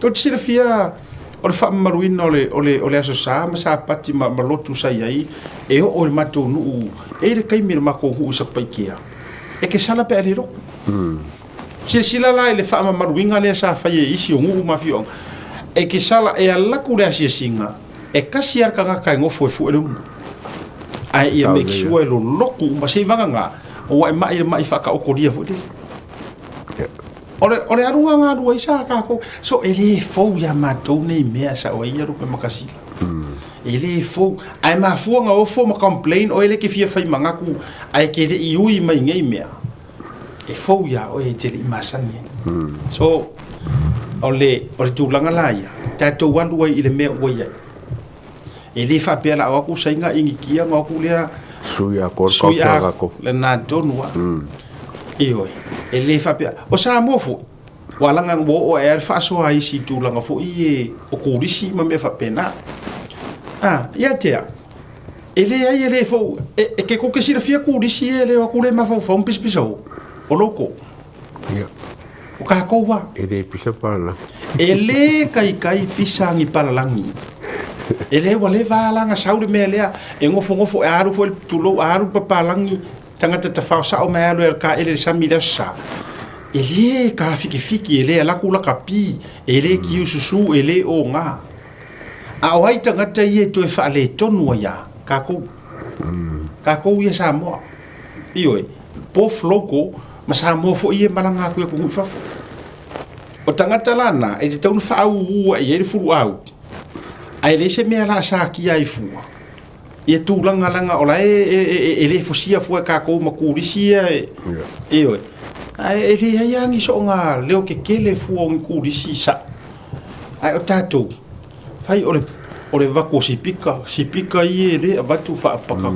solo i a ia wa fia kurisi i kura fongo le so i ke mera lo ke fua warisi wanga la kawanga i le kunga e le wanga i maro kuranga ma nei ala sina vaenga fa solo le ma na inisio tatou mata upu taua o le ofisa o le embassy Israel le utala le ua fa ala wiloa lona tatalaina ma ua mali li ia fainga malo ilua mangai le ataua o le kele yo manga ku le vaenga sole ai ko kele foi ri ko o te vai atu le tuanga i wo o hali i mea tu lo wo ai me fa pengi wa makua halu ele mai a Okay, ai la vai le kuanga ya sai ka ko ki kasi le kuanga I wala ngale wo ai ka mai me la kingi o me nge ngale fai ku le le sai ai ia po me fo isa manga ai fai nga ke I fai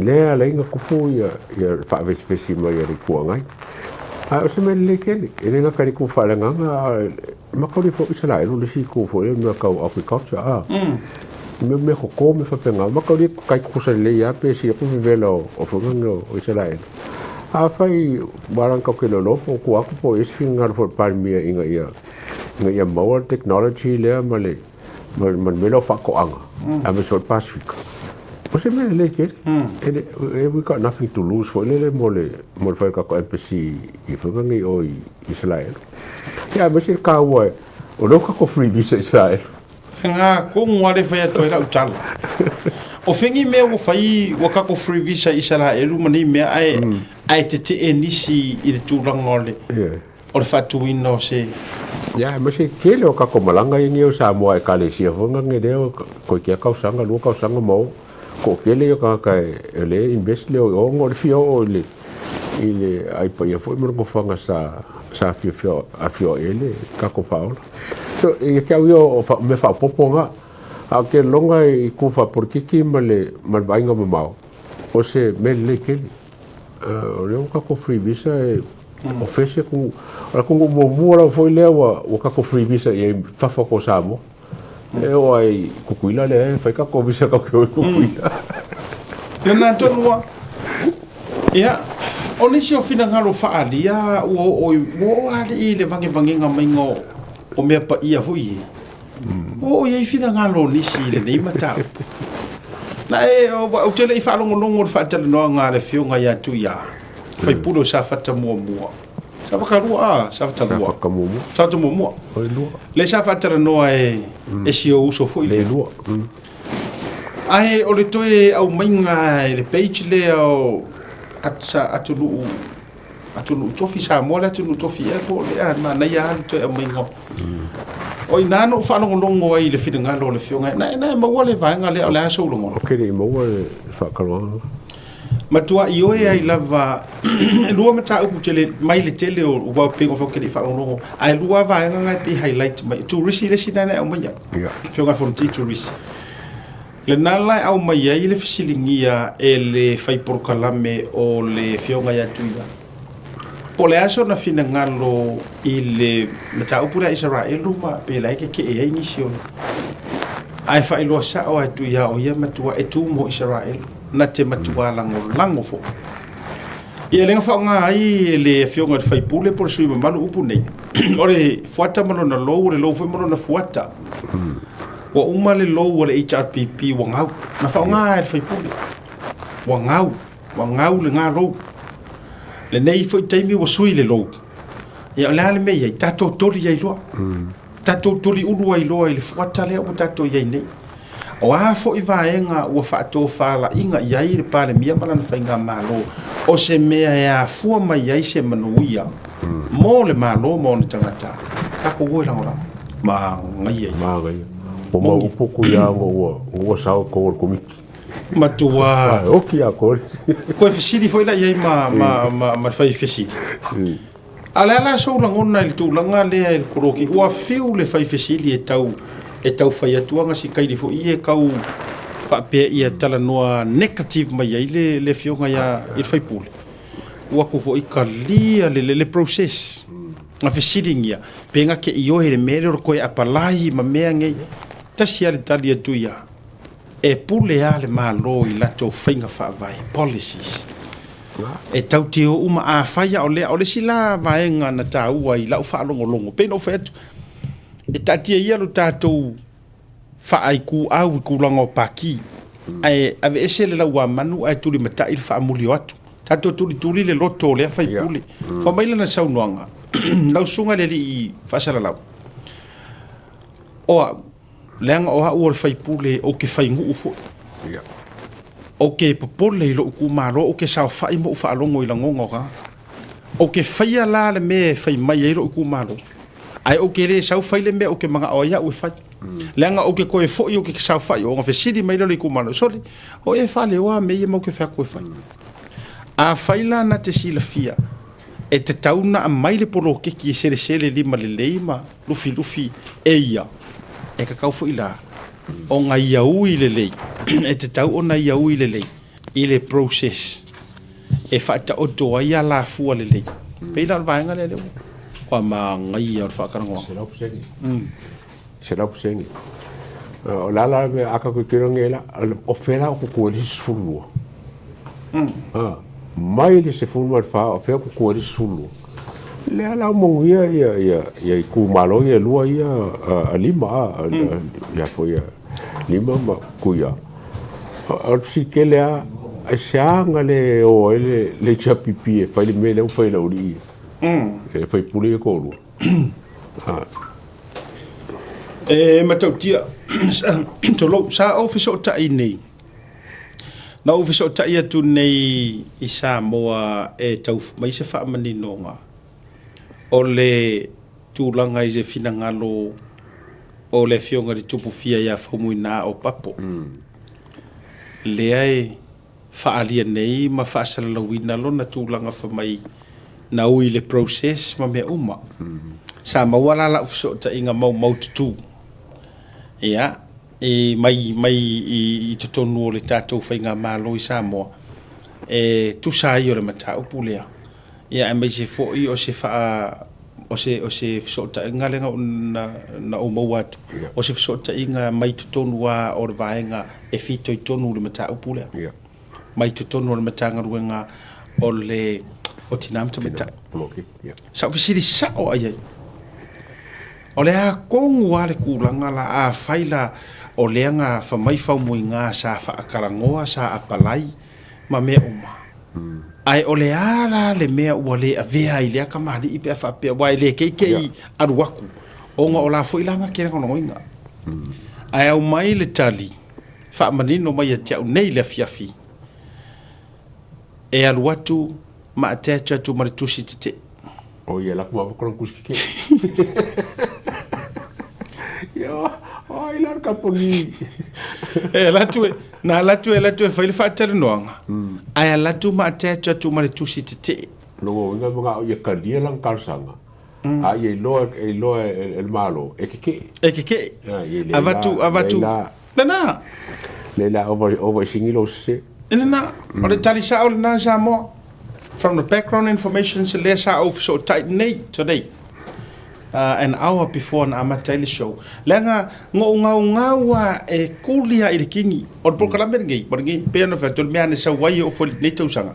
O le awha amarosia le suenga mai a. O le ano liu o so se mtau.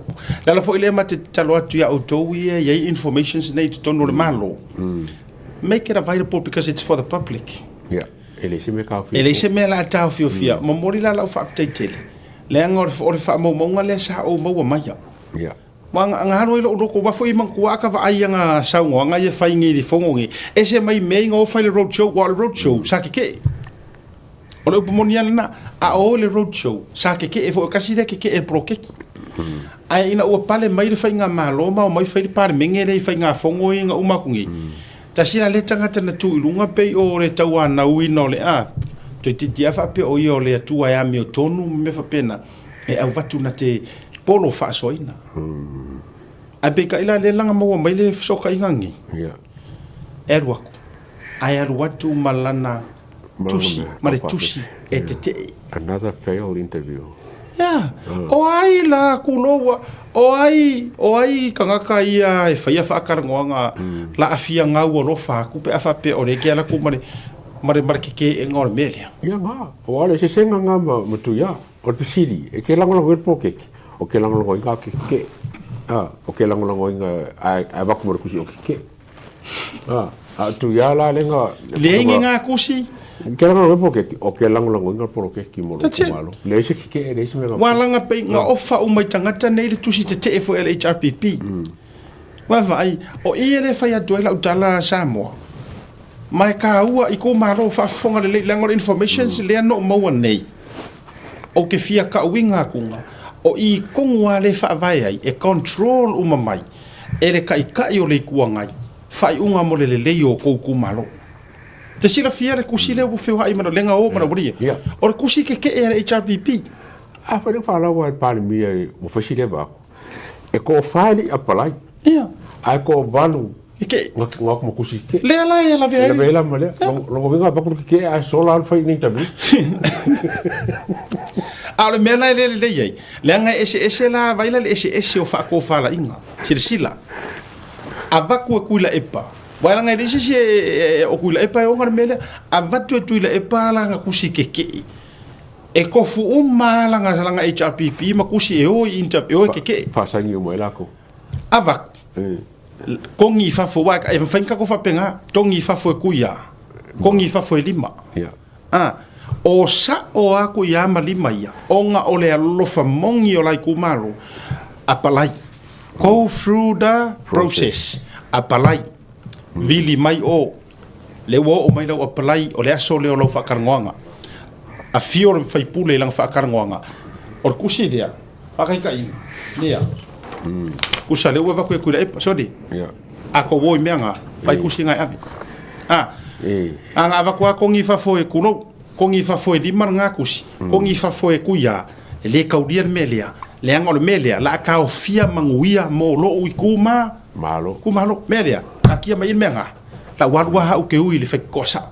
La apalai. Lili mai o warua ku whakulanga lau interview. O le aso leo lau interview. A whisiri mai o ke ioe malea. O ke ioe le anga more manguia o ro kumalo. A orkusi lea. Whakake. Tenga. Mai. O le mea kongua le sa kaunga whai e oe lea le whai pule HRPP lea ke whai mai nga e aru onga o le kau kua inga o le kumalo. Tongi whapea pe or konginga le a kau or kusi le. Yes. O le mea ngā neu kupu. Ele mana ia i o le whai le leo le sa ililinga. Le lau o tau manino atu. Ele au kere whakua skala. O le tangata fo ile na mai so tanga ne. Ya. Ele nā mare laina. E tak tau whai tu whapena. O ke le ele se ngau ke whakua po tūlanga. Al tangata na se ei ile. Whaingo. O mea sao ia. Kaka se ei whaingo ko whakarango. Makauria o e ka uba lea ile i panel lea. I mero whainge o papu. Walu kau o ianga palai makau le kumalo. Uso lo usau pe o le pe o kanga le nga sao. Ai wale ya mga ia. Ia le la ufa mangingo ku lungo por kala mere fiafirine. Nalu ai aru markusi kike. I oi la nga oi tu lo wale oi se kanga ka fa ava si vasi yo le peno o le a ave ele avango o le ala ku markusi kike. Le la le na. La kadi me ka kero kong or kong ingale sa kong so se fai pule lava le HRPP e lofa mongi ile kumalo sa kong kong ia fa perkusinga tongi ese alu e ui le fai ko o opo a fionga a Yesu ale ui mai se si le fai ko o le ngoi mo fa o le ngaoi male faumea ai ke ro le wa ko whaakanga inga le marosi anga o porokiki e lea sko inga o kuila epa. E me lea ai whaamangu yanga saka kaunga laku ilo kumalo. Waila le lea. Me la lea o whaafunga mai ia i tu malo ia langa i lenga ongi HRPP la i o la i fast. A whai o kou whaafunga mai o kou i HRPP i kumalo i kua i HRPP a wale e wakua ia o kou kai kai whongo e ala i o kou whaipuli ngā o ma ave kusi kike Whio iso mo kupua marapu kupua la ko kanga oi ia lena na mana ia la ufa fesilisili atu ina ia tatala mai le whaato whala inga ai la tau ia le sa o sa pale fia ngai male whaingo whaatataranoanga ma te tonu le ofisa o le o tinama o le bloketi miliona o ofisiri sa o ia whaafefea la le kulanga i ngei mea o policies langa leo wa avir whaamasingonga le mea ana ia i o le tala ni tali mai ai tangata atama mai sa o sa o kankangi sa ngā rurue le administration de tuilepa I le HRPP. Yeah. E lore le atofa mai siata. Policies are not laws. Yeah. Can change from time to time. E pule a le fai ngā malo i a lātou policies in order e whātau nu wai le covenants le whātau nu ino o le pule ino fai ngā malo.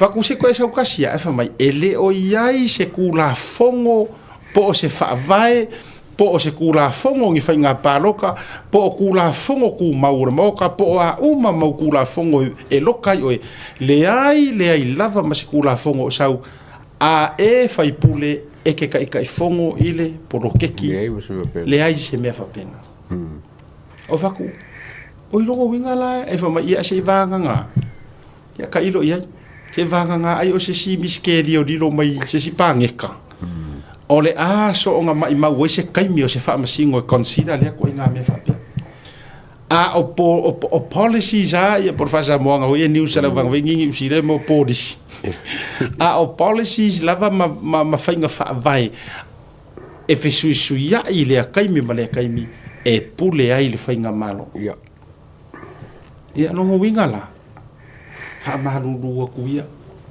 i o kou sa mo kou whainga le avea ia ngofo ngā paua le mea ngā e alaku wai i le paroka ngā e alu e ke fia whaipule a le ato a o le mea se lea o le ao kou mai e whaavalea i le atunu kou kere i o aku kou kai fongo ngi fongo whaavaenga kou aku kou ke whaipule tete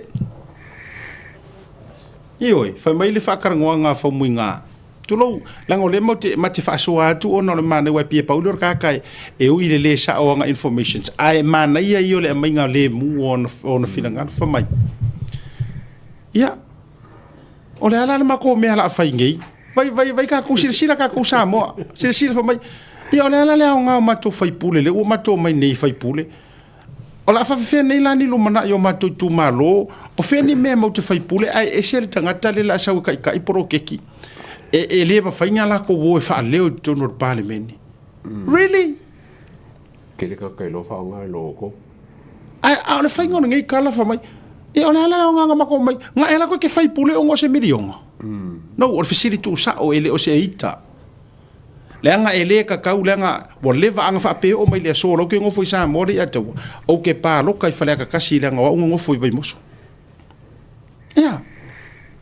o le la ukarango aku as if o le sa uparo kai o e fuai la ngofo umi ngofo i o wainga na si de fier ko kele vai moso io o le la ukarango aku la fa kanga ka palo ka pe ngo o le mafu o la excuse le ke sa ngenga ya le palo ka nga ya lu ngo lo fia kai fongo milion ai o le milion anga le ai ngai la le milion le e kele fai mai po fea la o le aku ai le lumanga i o faleaka ma tau mo mai le ato nga eke i le poro keke le fast a le ua malo ngi le fast faia inga le vaenga nga e faia iau miki ma se o mai le kele o mea a le ua e sau ngi e fai mai o fea la ka oko ai ngi lau kau kua fo i le pe foringa mai o lou paia inga e rested i lunga o le milionga le fast mo pe se right that's exactly it's a privilege it's a right sorry kulo a was se mua a ora fa se fa mole a o ko ke fa se e kele o me mar kele e o le me se a o sasi mua ko ngure o le spiko o punga le ku a o sala uka ko ngukai ai le o sala mai o uka sala ya ma uka sau kai sala ko ma sala yo anga ko inga karafa penga no fa longo le ia le vaenga o lan fatal nonga ai fai mai ia o mea o te le fia e fa fa kai fongo se kangaka ele se fai pule ele ma fai na alu e tu tonu e to li poki de mea le e fa o yengi fai nga fa vai e ko ke o li poki ko se par menge le mea o lau li poki e ke fai ga avele o le ele makanga ruenga e o le milionga a o lau me fai lau li poki alu e kala ngopo angi manguia i rou e ongo manguia i rou lo kuma lo i kokongu o lo filufinga o le tala o le tupe au tu o le tunu o ngi ngalo e baku ngia ia o le bangai komiki fa foi mo komiki fa vai le kumalo a me se o le sa le fianga foi a mangu le mo le sa fai puno le kumalo so e ke le lava ka fenga foi e le ka fa ka dia ya ele ka fa ka dia le ya fa bunga la ko fe se be o le bangai ngalo me ka fa ka usanga ki ngi nga ele we la tala le totele na itanga awa o me mongi ang fa pela ka o ke ngo foi sa mo o i ko ngori kumalo ngi o ke palo ka ia ale la a mai nei tu inga tala le tu lo le a fe fa pe a mea o manguia a kuanga o langa paia inga o le a ka oko rungo pro ke kimidionga le ai o manguia ia nga e forfola ia faleaka ma o ko uma ia fai pule HRPP let me set the record straight o manguia ia nga o ko forfola ka ngaka HRPP pe a paloka ia o ko o le kola o pe o le pelenga o le oise meri kola pelenga langa o mea nga e forfola e kele e forfola se polo ke kimidionga so awale ole le tunu awale ole le kumalo ma ko fai mai po ala me ole afai ko polo fa so mo le mangui ole kumalo ale ke refer nga ile 2 milion no that's wrong wa mo kwa ova marsese yeah ele ai ma se me fa penga o fengi me e fa mo la ngo fo inga le milion a poro keki ai e haru mar kusi keke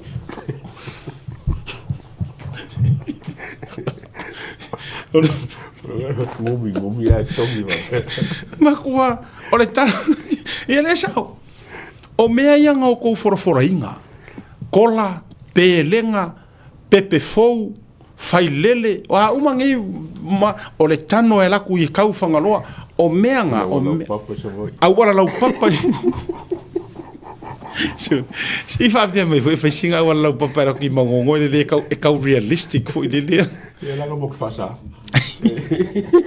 nga o le laka ko whererei helikopter mere lai lai o le winga o le tala le fai atu le anga o le au ngā le o porukalame nei o le wha mangingo inga o mata upu whapene auange i wha asese inga auange i wha asese inga ka kou sa moa ai mai se foi o ila dou o e na toi titi a muri tai nei mea whapea ko kiki a mao ko ke langa mao ko ke le ia le na o le winga la le tate fai atu ai maali lia ia o kou loko a fai e alu sua kanga rwa kere wao i e fai si feo rolo i la tauni tau wawa o le fionga ia fau muina o le fionga ia manu le leua le tatou sui o le fast o le fionga fo ia manu le leua sani la meta ia o le tofa ia manu le leua ia male fitalainga ia une nena tuto tas yes ia te au po o ai mai a orkanga ka lai fia i loa le malo e usika ia ma muri ka ia au lape ma la fua ma fainga fa vai al fainga malo ia pa waranga po mangulele ua perkasala po mangulele ua la meta po une po o lava o ai ya ila ko ia ole a manga ia ma pasi le interview ma fa madia inga vaenga uma oranga o le kuoia o fese me la manga o malo me fa inga e ka nguri ki ni ma fa mo ale va mai le la ku ka le e fia al ku ko me ala ku mal ponga ke le ale la ku mai nana e de se me fa penga ka ku ku so le la feta ngofi e twist le wingo la utala le la tau mo faile tele o fai pule awangi i ka ko seki ai ma fenga malo foi o le nga ka ai mai i pokalame la wori i mate fate ia e fa manatu e winga nanta ai focus ar malo ia e fa tau nu pe o la tututi e na no foi atu o fo ngi o fa longo ku ilanga saungo o fa pe wait a minute longo winga o le pe e foringa mai o longa sui fai pule mamangu ia leanga kau mo fai fola ia fale aka kasi o leanga ke fua e maua mai le 2 milionga poro keki. Langa langa kala ngafa mai. Ya, ore se mea ele fetau ia ile mea. Ya, e te tau pena mai a mātou walanga o mātou le mau te iloa mea e whaasoa e manuia ai le tu malo. E tau wala mai ploketi. Lona lua. O mākou fo e o e li poki mea e ko kongu le fongo le walanga e le mwhainkai kai fongo mai. E le mwhainkai te fono si tangata e le alu ko kongu le pale mengi. Ai le oi ngā ke li poki ai mea ia. E le li poki mengi li poki mkangalanga le. Sorry, se makua so le o papo wa ela ku o e ia wa lau fa ia lo ku langa fa fa fe au sai e kulo. O le wa ela ku o e li fa pe ka uma mangi por ki e ke ra ku no kwa fa re ko ngunga tu lo wa. Yes. Ele ai. Being a fai pule has nothing to do with the what. Por ki me dio. Alela pe falling on mai la ko fe kangisi. As if was sei ese lesi ko fasingo manga mayanga mua. I comes le ia asiaka o sa foi lo manga.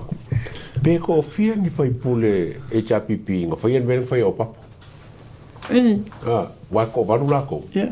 Ia lenga o papo le usau wanka ngalang karo ke o ia famunga ngo ko la ko la ngo foi sa foi ko palming. Yes. Famunga o ngamulo u foi le. Samilota tuya. Matima. Kanga kaya nga maaki ale fa mai vaku roa ma vaku le la o mai lango mole. So I wonder pe nga interview fora le siba nga le ai le uka uho. Ya ole ai o ma ave pepa le nga ko nia. Ko ya ka lo ma ave pepa. Okay, le ngo se mea fa barbalé pa fa pe nga inisi fa pule ngo pepa ia. O fese me o apply a pepa ke. Ia, ole tūlanga le na matau. Mai ele tau mate ia se ita tau talia walanga pe o nei se tembo le fiafi ale o nei po taia o se aso nei vai aso. E te tau ona whamalusina mai e loa swafo i la tau le o whiriwhiria pe o ne sau no mai e le fionga le di panemia. E tu sora matu whatanonga le vaso ni te nei. Ai, ole vaenga le na ma le whamani nonga le na o le mata upu lea e tsau noa mai eile fionga le whaumuina. Na yes, nālu malana whaatala noanga. Ai latu mare tusi te. Longo winga o kua uma o pakakua keke. Angai loe le karia ia aroa markusi. Ia, tasila le nā vaenga ina ia whaamani noai. Ia, le tūlanga o le fo ia mata upu. O le isi tātou mata upu sa fatalua le ua whamanino mai le aso le lato pa elections lau sunga le ato. Ia, aso ongo Februari. Afo esa unoa ua maua fwoi marisui. Ia, ua isi fwoi le whionga kamai kai fwoi atu mo fondo. Claire Taitin. Ngaua, pesipi ngau fwoi ngaua wakalia le fast. Ia, le... Okay, longa isi sui ele ia mai. Ka makimaki aku e foi ngaisi sui foi langolanga fast pe ko lua e o fa independent lesi a ke longa policy. Ele ka ke ka ngo nga ngo se mo ku mai ele skala. Yem fa lo mo fast e polala la ko kula ngo ye. O le pa elections o le aso ono February. Lo no winga le o toe mamau. Ai toe foi ia sa fata lua lato.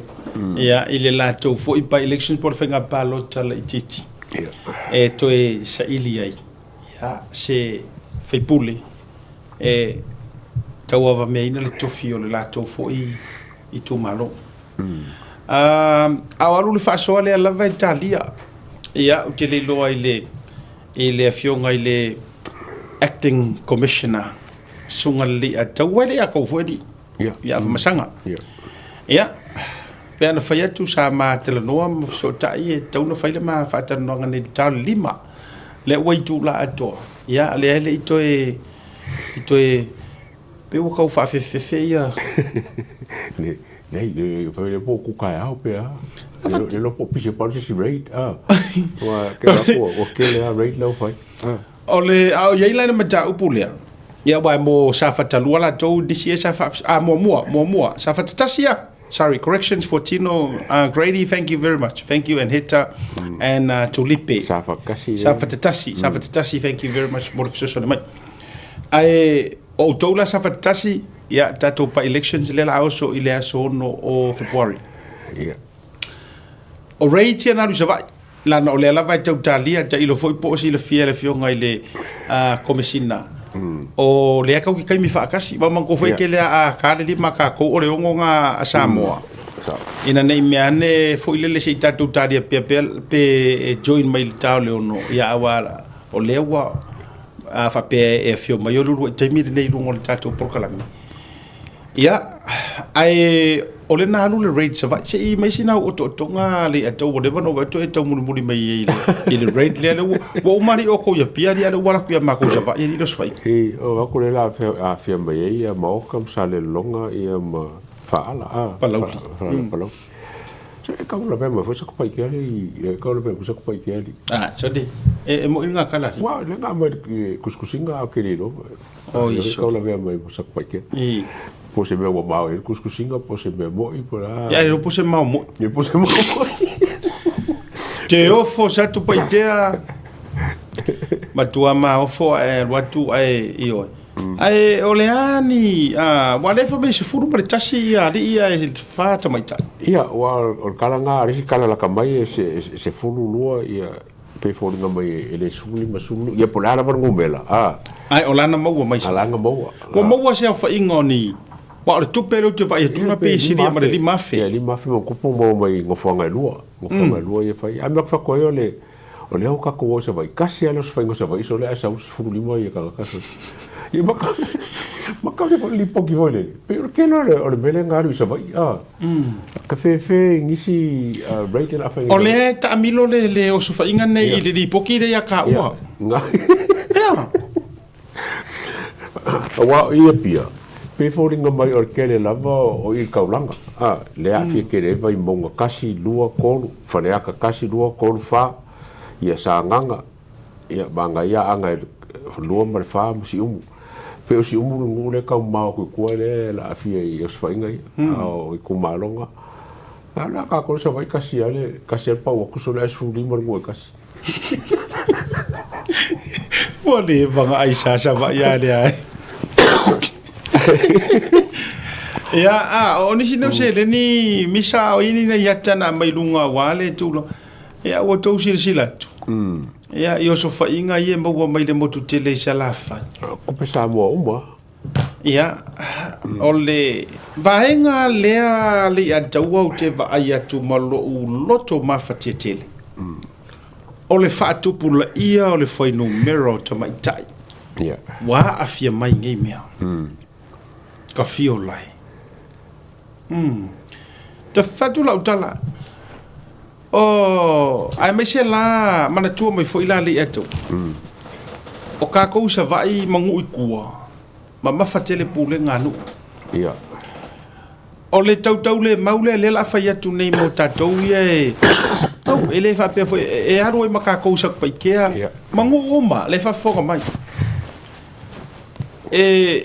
e fiu o ko e la lafi manganga e maua o lo te va ia tu le si o va ngale na maua mai fa ala I sa va o nisi o tangata fai pisingisi o uma to yo o foya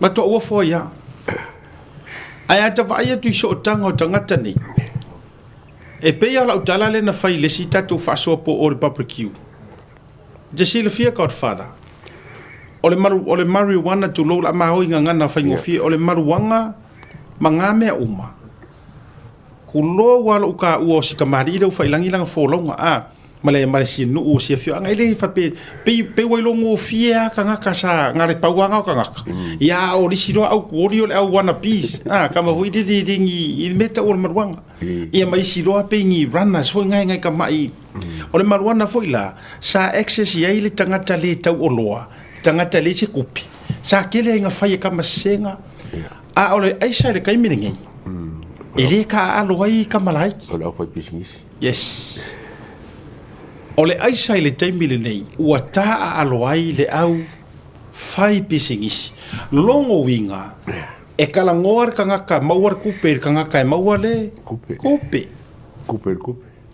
ele ko e kala ngoa ile au nobody o tangata ia le kelenga kau maua o le au ai sa a o Rio Masters tangata sa o ia le e fepasia ia ma le faia le mainga ma le kamalanga le nga i ka kaunga nga i leo io kama sa nga mana tua mai fo e o loa le vaenga le ai pule ngari im fai pule ka fio lai o mo o se ngu nga fai nga ka se ngu e mo waingi makai fai upu ai isa sa ole ona mo ko finka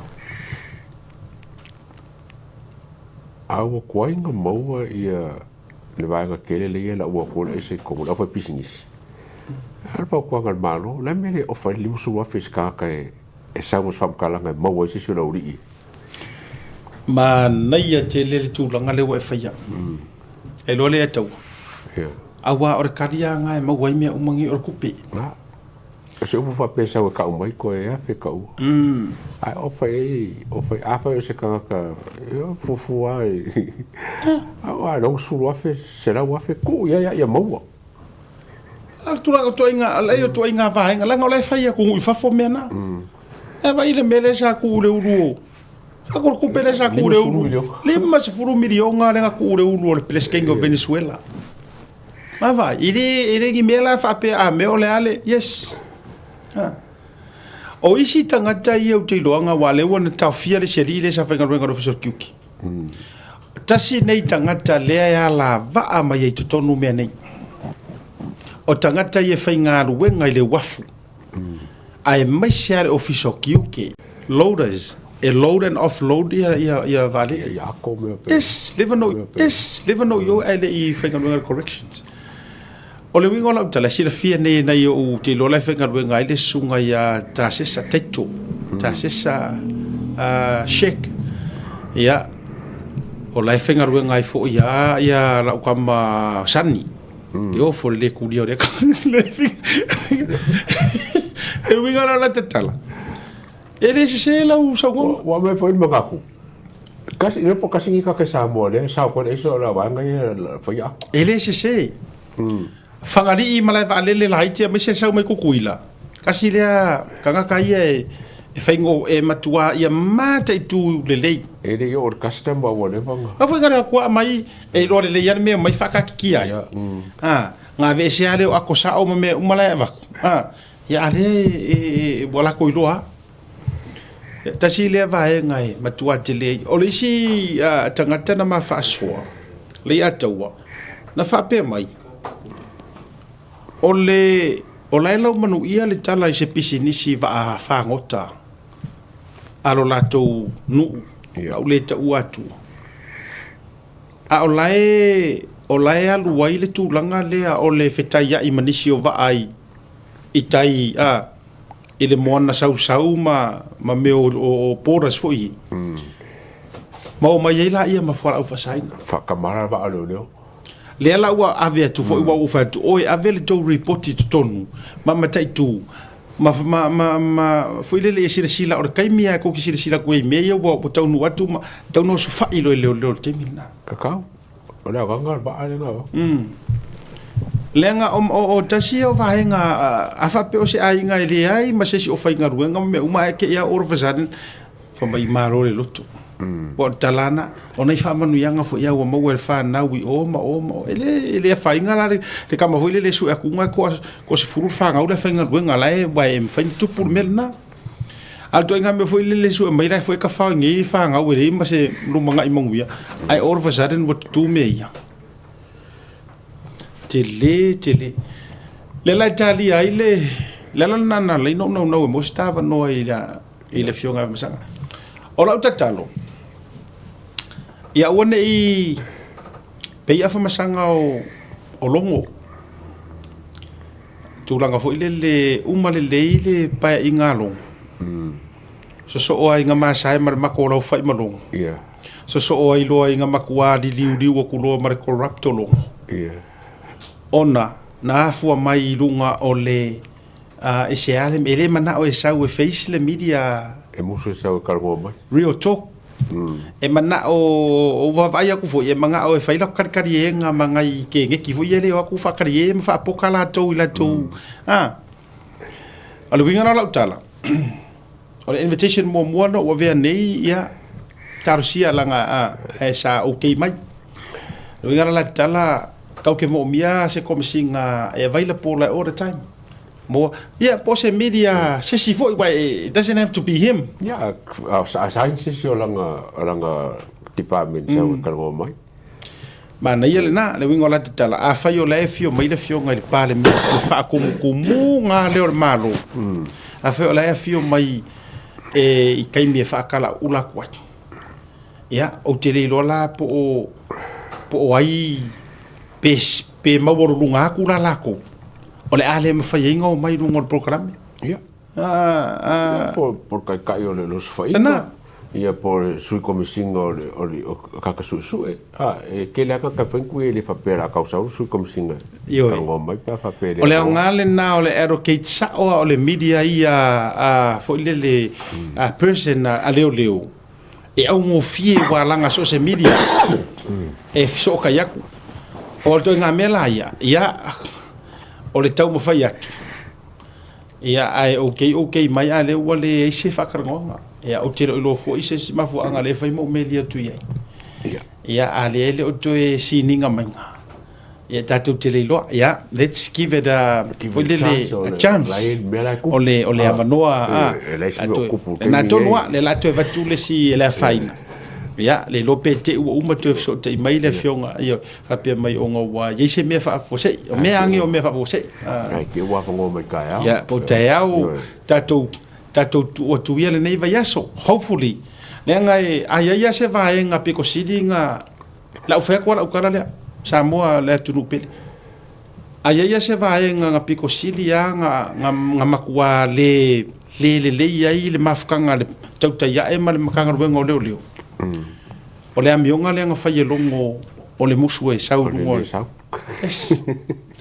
e ke le sau loa e me nga ke nga ke musu le nga maua ya mafsiti o fongi fa mo fa pe la fa ko press conference mo sia kuska le nga ese mawanga alo binga na fam talanga ole mafu anga lo ke fai ku le atau ele olanga ele yango a media ia isa mo me and let me set this record straight fa por mole ia to sunga ia kom singa angale ai le kauka ia ai mai siar maka upule ai le ia sem lango o i kongwa ngalanga ko le o pipi uma mai ai makele uma mai ma viwa saisi uma mai si onga o pipi uma mai i le maka upule ala le bingo lo fo metala ai o media Samoa nga la lafi solo e ma sesi nga fia la ku i maka upule ele ai ma sesi ai nga fia rua isa mueru i media ia se au mai runga langa mori mau le ai ma sesi nga ngo ia maybe sa ko la lafi fa kasi uma maleo tango ui fa ku sa o ki o kake wo ai ki au ke le se me le fika la le wingo la utala because I've worked my hardest I have worked my hardest fa popo mai male fionga ya le sunga le atu mo mauli atu lo mai ngai ngol maka pura so o le winga la fa makalanga ai se media ka kaunga ko fia ko ke kau fikuli mai kali ai me ka o real questions o inga fo e determine ai le kai ka inga le leio male firinga mai o le me o kupu fa pea longo ia oso le observa oso i fea ai e maua ailanga wangi lani me ua iai le mo le vai maua lalo ma le fa sausili ma le fa leango fa sanga kulo ma le tauta iai la ngai fa ko inga e kangaka e maybe ko kere fa ko inga o ko ia le ko ke corrupt ko ke le fa ko inga o ko manga o manatu lo telo le tunu this is one of the best program e avatua ma fa mangi ngoa le ku ya wala ne ingalo le na vai ngola fo ile tau le o malelei le la paia inga o kurikuri aku longo kurikuri aku longo le ai ngai ua ia nga maua ia me fu ile o nga maka o ke mai sau so o ai malea so o ai malea sa o ai markala nga fa mai ale fa tua press conference sa mo vai al fasiri le uma fofa e kule ia ko matu ia ko isi media le corrupt por corruptions ai pengifiki ai ko wo ko ke manga ko ke ngofo ilu mo media e sumali e aku ma fa susu aku lau ki ma fa ngofi e aku ya le if you wanna be tough so we fa sanga mai le ai e ke le yo visiri o ke ngoma ke ngofo mau ma ko yo look forward al fa tanonga ni ko yo look forward ya ai le faina si tatu tu se sia vanoa pe pe a ko kaiao no pe kauanga e kari kongo yo so kaya o ka kongo so kaiao e ko a funusanga e piolongo lena ke mo o longo fie me ka de mo ka kukuria mo ia musa yo mai de precisa lena tonua vai foi la me na tupu ya o le anei fo ile me o tupu tu no ka ko halu o me sa sao fact ia ma ke fact wai mai nga fiuro fo e fa so fifia me sau no programa sau ai vai akunga apia ya pai mala fai apia ya ai ke ya le ua o fe o yai o fe ngai wa yai lena na winga le tala o tatou fa pena le o le taimi fo i male look forward male tau tangata lenga ama ka ua roi kangaka e ka kau fo ilanga leave up mai o tou ia fa ta pena mai lungo fa tal noanga e tatau wa ono tou ona ina tou fa matalanga le tou ya ala na le ona tou o vatu se mai singa mai fa ngonga ai le se me kile ai sa o le la to lenga o ai ngali tai au mai ale file vai malu lo no winga le o yele tu ngo ka ya so ska fa karngo ya ai le ngai le ka ko vai ka ya ai fa karngo mai le press conference e sa lo press conference ta ya o media ta ya ale komsinga o longa loa ole ata to walo fo ile va ale ana nota musu ai fo ya ai ole no ta inga na no mana o e mo se no le so ngofone lenga okay loa at any time soon if I may for a press conference ale ma media sa mo ai no mana o se mo me se tato no ai se sila mai lima fe ka ngaka ye maka 5k lungole YouTube.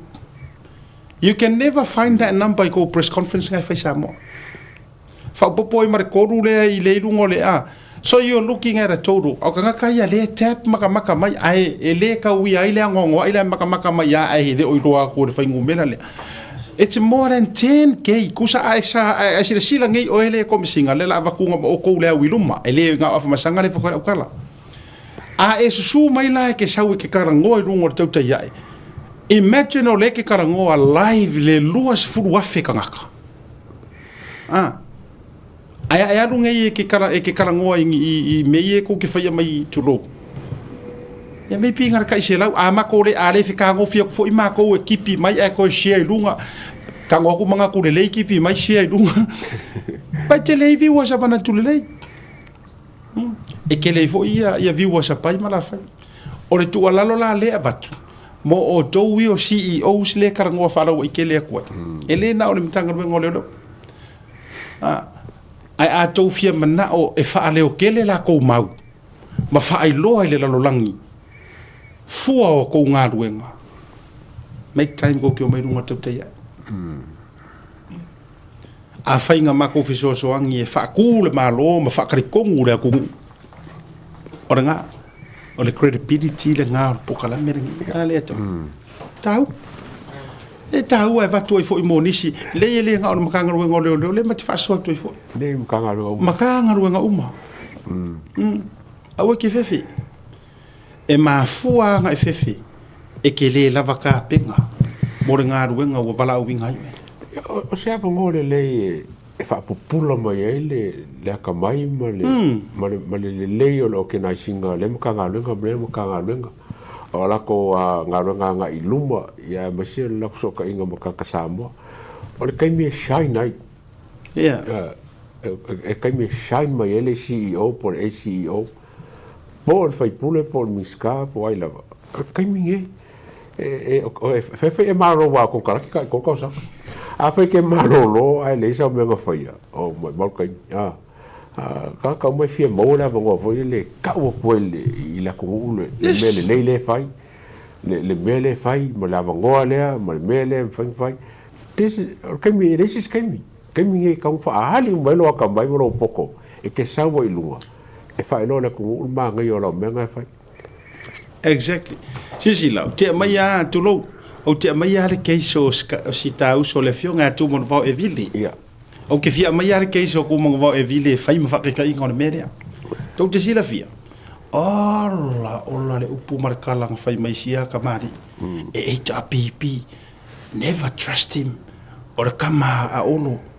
O le kama, o le kangaka ngā, o le kangaka. Le kau whai sau whai lele. Mana tua mai whai la. Ya, isi kangaka mai, please don't ever. Ai mana tua mai. Se o tātou e whaapea e testi i. Kau ke testinga i le vai.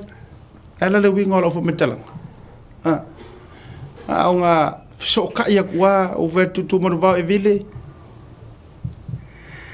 Waka kau whai so wa vangoe nunga le tupta ia e lau fionga. Oi, a fio mai langa ia e se a fesili a arkivi, kasi kivi, koru mai si kivi.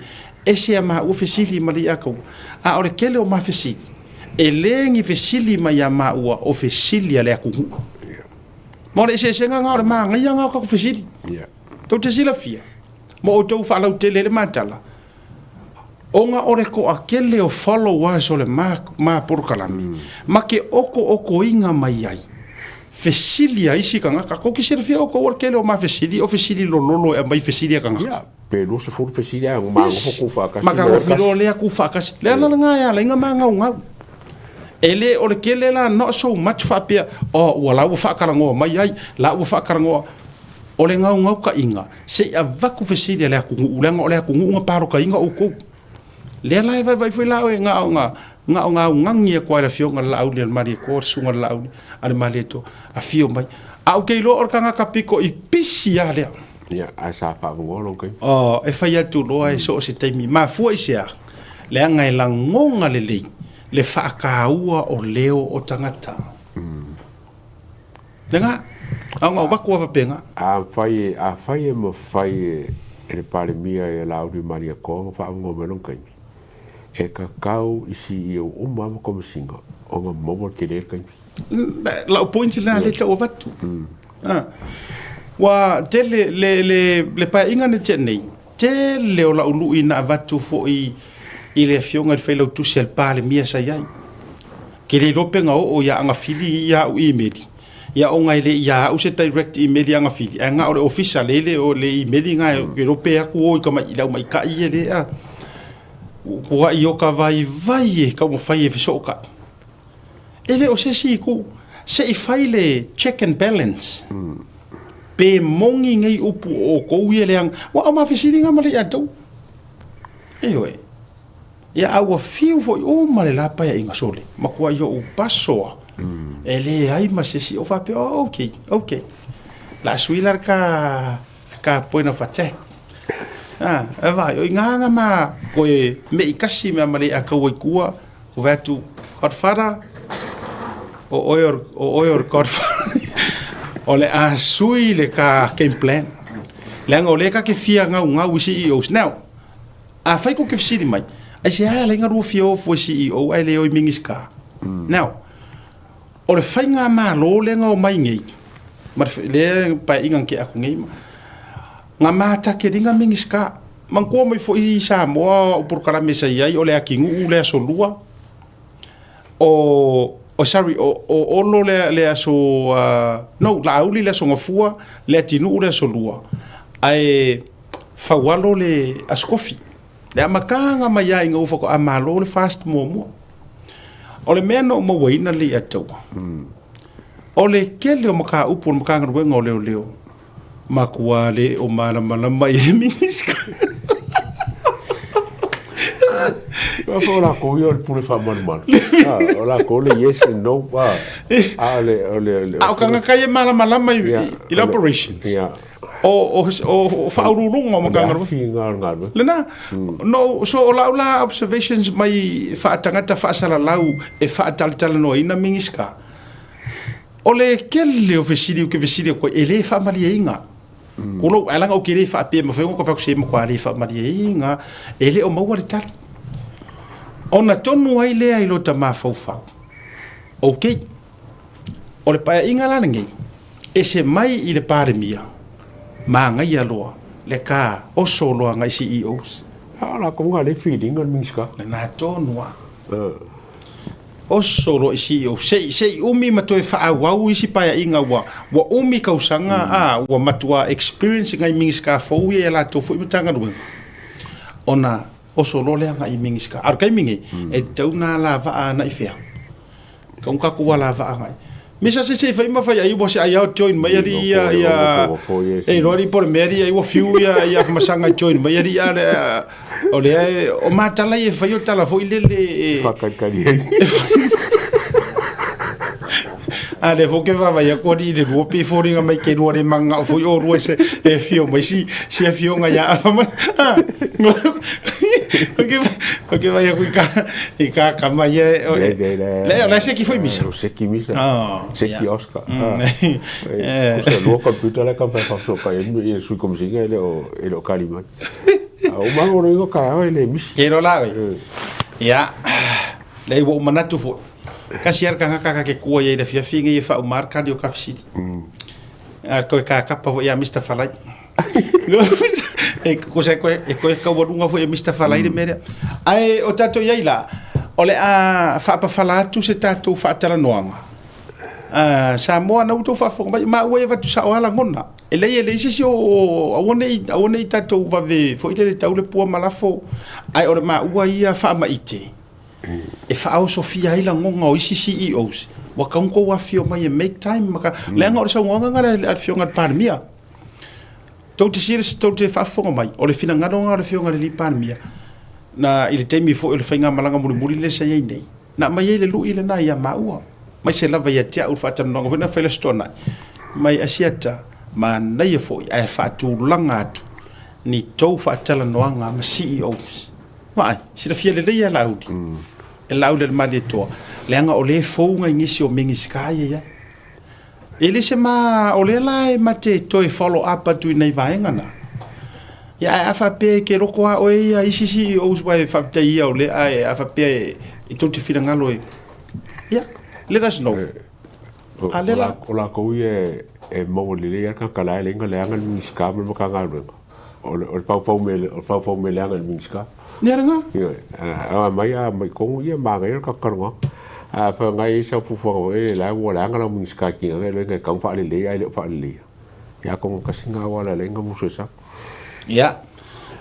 Ole vaenga fai ona inisi o totonga.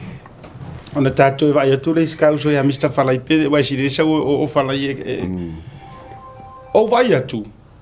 Ole au mai e share me na o peno fa tu tasile ni we resolutions o le ano I me o la pisi isi au fai ai se mau anoa se vaenga tau e tau ona fa manino le lautele e make afe ia ila ngole nga ka ko proclame ale ato no vai to share mai le stangata pese live ta ala ka ma foi le fai me live ali pe o le va e New Zealand what delay or cancel oi ia na paula le vaenga o kire fia ngo o ile ka ngaka ai na paula vaenga mate na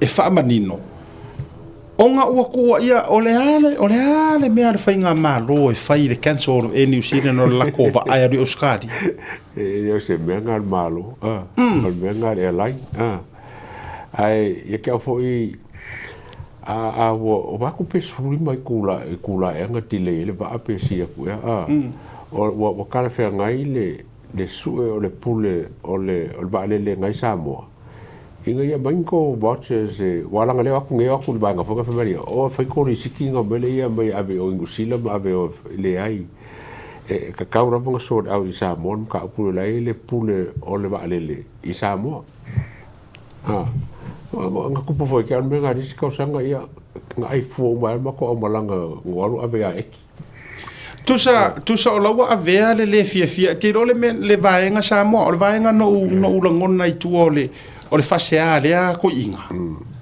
ai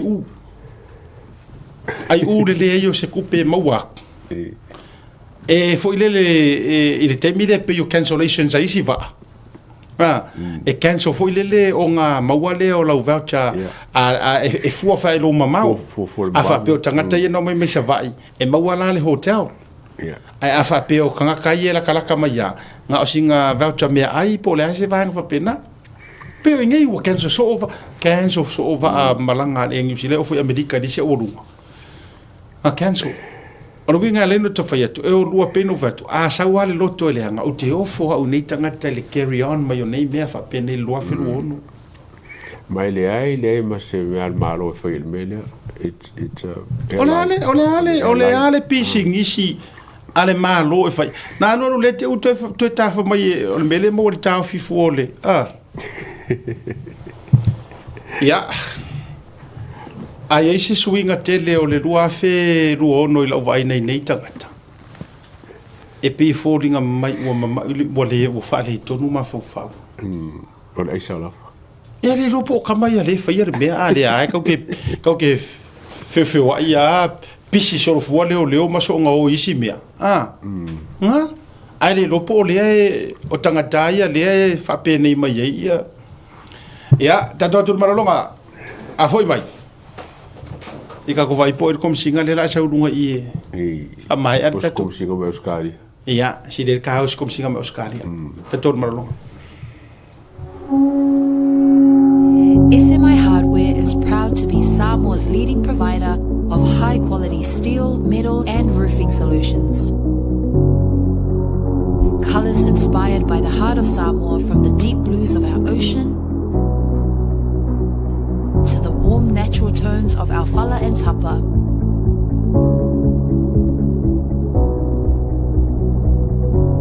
To the vibrant greens of our island plants. With over 12 colors to choose from, you can find the perfect look to complement your home, business, or community project. Built to handle the sun, salt, and storms with strength you can rely on for years. For durability and for style, SMI Hardware is your number one choice. Affordable Funeral Services. Le whalemali wa tama whanau sa moa i tutono au kilani ni usila nei mo oe malau ainga. Ioe, Affordable Funeral Services, le tali mo taimi o ti ngā o le maliu ma le oti. A whaia e whaafso o taimai le numera o lua tasi, valu o noiva, valu tasi o. O na mātou o atu lea i lo tau mota, tātou te tala noa mo se tau wha maa venga, mo o toe sauninga o le pele ia te oe.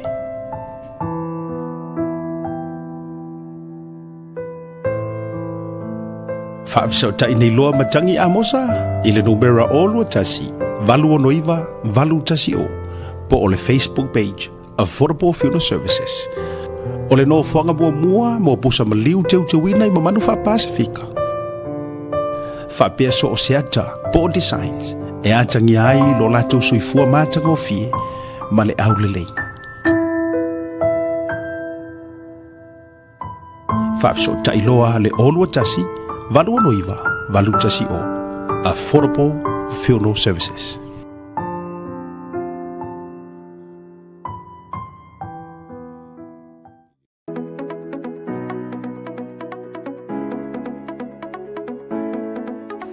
Hey, have you signed up with BlueNet yet?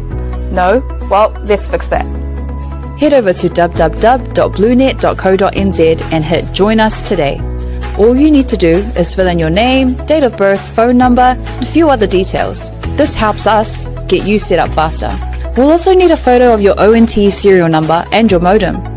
Not sure what an ONT is? Don't worry, this is what it looks like, and every house with internet has one. And make sure you have a valid ID and a utility bill or government letter to confirm your address. When you join BlueNet, you're not just getting fast, stable internet. You're also supporting shows like Tautaiae, Breaking Waves, and Sports Salanoa. Your BlueNet subscription helps us bring you more content. If you sign up this month, you get $10 off your first 3 months. If you have any questions, call 0800 258 638. Join BlueNet today.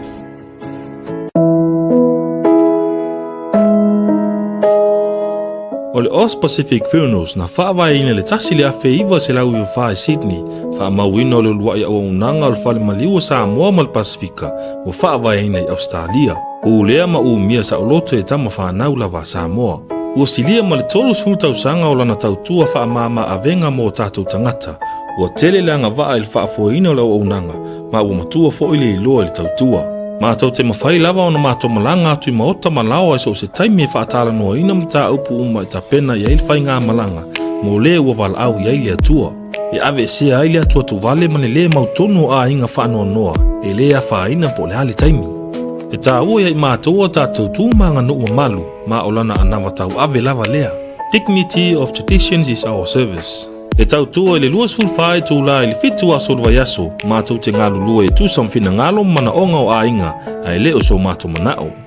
Mo le fia malama lama atili o na sila mwhai tau malama lama le ili mātou tu lau whamtalanga le website www.ozpacificfunerals.com.au po le telefongi le totongia, tasi tolu se lau, valu ono, fitu o, le national, o lua fitu lua, fitu wha valu tolu. O le mātou telefoni fia viai, o whaari mo o, tolu tasi wha, iwa lua. Ma fesili mo rata maitai pule, na omi ma sina mua.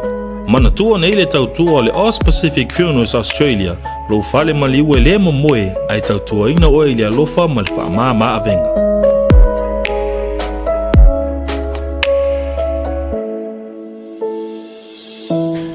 Te ura wati leo tu suma limiru jan tali tu la fitu tato to ba vane vangola viafi. Maka ukia ri far maliu le akau. Ia.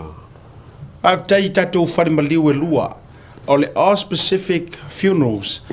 Ia, ole au nanga ma tu tu ale fionga ya vui. Ti a to le foa. Masina mua. But for tu Naomi. Ma tato affordable funeral services. E nei o gilani. Ia, ole se uso al to fine ia mata ia male tautonga io ia pop ia ole alo bingana lo ke fa vai ko ngi fari maliuri e tua ai tatele fa feilo ai isitasi fo i o tangata bo le van fianga i maliu ai no fo so fuanga ai i me i mai a o tana ia no tatu la sa ko sila ku i de fucking ngonga ina fionga ya vui o imia. Sole. Ore makua le manga ia. Ke baku ngai fai me mai ia. Ia wa e pele ia ka kamaliu. Ia. Wa lang pa mari so ia ka lo. Ia i pesa ngala ko pasa mo ko. Ufa ma fanga. Ai ka wa. E mi cosa? Ya, va velo ai sitasi o tamahali i o le tulu ona wailoa i le tulanga o kuka matau maftanga. Ai tasi la tangata komisinga kuka. Ia, Dr. Cook. Ai tasi la le tangata. Wailonga i tulanga o maliu. Ai tau te leo tu maliu. Si fa ai le tele va mai se finga ngalo le tamalo. Si fa ke mua kwa la so fanga o se lau ma le tasi tau sa. Oia, waka. Se lau ma le tasi tau sanga. E o no se fuga ka se romo kasi e fa lava mai so se kai mia. Ia. Kam. Io au ke fa kori o fu iri se e se i rua o sai me so kanga kau fai kaule o le a tonga se lau tau sanga o le a fionga i le ngā fatasi fui mono lupe matasila nu o litia filifili tui vaiti. Wow.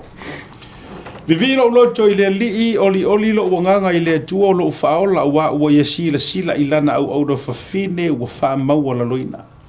Moli ato mato lo faanga ma faa mnuianga o le atoanga o lo se lau ma le tasi tau sanga. O ele ta mapeleina fui mono lupe matasila no ua litia filifili tui vaiti. Whaapopo le tua ni siaso se tele o lo se fua a wau tiu te whaale ainga whaale no e maise le e kale sia. Alo whaanga mai lau whanau ma whanau au whanau New Zealand, Amerika, Australia ma Samoa. Whaasisiri e lo whaanga o lo whawhine pele I lo lojo. Nanai ko vila ma fui mono whaatoina lo au whapea mau grandchildren Alex, AJ, Leon, Marina, Florence, Kiana, my Benedict, my great grandkids, Miriam's, Riarina, Xavier, and Inalia, Essence, Eva, Elina, yeah, Faawea, Ngoi, what's that? Alofaanga o le fionga ia papali Marvin ia mananai en tuane manui tele lo se lautu sanga fa opopo nisi aso se tele tatou te mafutai fa fetai o lau fanau sini au se talia se lau ko sanga o le fionga e ngafu kasi di po le fionga se lau mare tasi wow o ke fa ko la e sila ku la vai ma losi ar ma e por fionga fo le fa lo longa lu pe sila ya e fa munianga le tua mala na fa ma lo longa mana ya te o le to mama tua tu sai o le nei o nei to sanga e tele e o ro ka se la wa makango ma fo fau ya pela amo me kusela ayo me kisakeko Ongoa, ja, mio. O Godfather. Ja, fatalo fatu. Fafelo yatu ile the man himself. O matua Gracie e tangata ilona ao le nei weekend nang o le la to e fo il te malo. Tama sava fo I melpo. Fatalo fatu fa au fonu ja, Eli panapa ile nei vanga o le fiafi po Mr. Falai. Ja. Fatalo fatu nei vai ngale fiafi mai mo fa fonga mai pa ia man malo so tanto watu no ma ua nei po kala mai lungo le batea ia anga ta fo ile fatalo fatu ile to fa siata ia mesele sunga le atawa ia matato po kala matono fi nei vai ngale fiafi ka fia pe ia fo mo no so le se la ma kasi ka usanga o le a se lua silsila ia ulua e o le a se ni tausanga I te lua aulia se la furua ai ana usuko Mr. Valai masalo au e ki fia vaveoki o ke le fia aulia ke le se la ngai luna le a se mafua anga wa e se no mana warga e fake e se de ka le la me fika ufu le ai o le winga la wikaia kalingia fia awo langonga ya wi wo sa ungi ngai ke mi power me fakari o ke mi vala o mai le anytime awo ready foi ka we ale ale me de ki kausa ngoi ale e fika wi fo wa fo e se la wo fu kausa la e ka ke malo sia ma ka lo fale ai al ko ingare e fiku su kausa ko ngalo me ele lei foi o vinga le o la ukan ele lei foi lo ka vave o kila ikiki ka ke la ku la ma aki lo ka ma fa fa ngai singa vinga le awa o ka o ki makua ia o le ko ya ngai se ngavinga le ai le lo ka o kila ikiki la ole o pule te fie tulia ono lo so noanga o au o ki fie vave o ko sa ole fia vave oti o fiu e ye se langa e kere o langonga mai la langa o ke readinga mo linga vailinga ai se au fio okay o fiu okay será o paseng o sa ungia fa kingo ko sa ungia fa lenga e le ye se tu la mo le se me fa popolina de ai ma se me polonga de se polonga de se stress o insimi wa ready le ye se sio e tau fefe yai pelo ala se me ya wa ka fara ya fa pese la se furenga nga woi ele manga va veoki o ngole manga fia dia se lo no winga o atu o le na la ngona le ka fara muso oki ko sa mo Ele yo orsal mo.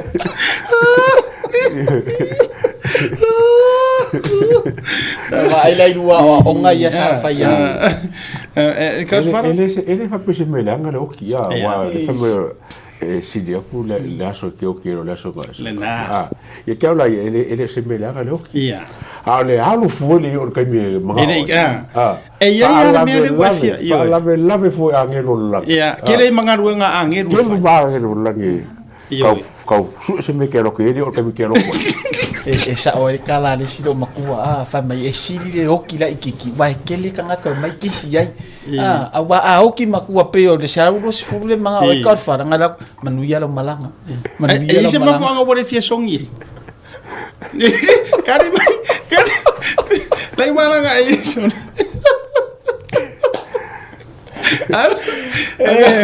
Malo asiata male ya tawa. Ese le o bota walu no uma fau ya na kukai fai kangaka. Pe yela se mafuanga fa pe le lava sola. Fa tu eto mo. Le ba ku. Le ba ku fa bo.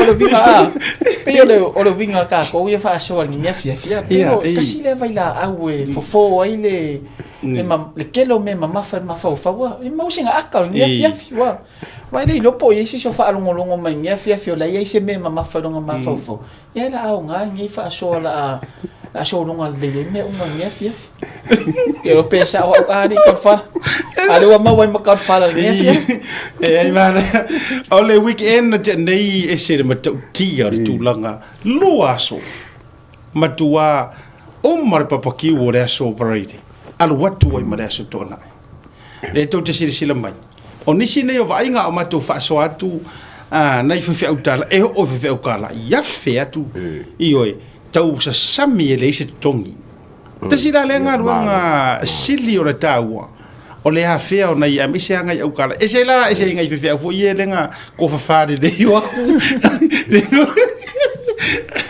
la sa mai tau le atu wai ile wa vai ka mai ka ie io na sila fo i me se na tau pu ia ni anga fo ia faltuo o Mr. Falai nas ke mo va ko pe ko le fia o le kisi la kwa le kisi la ko pe o vale solo con nga lo la ko le ro kisi le silo la ko kisi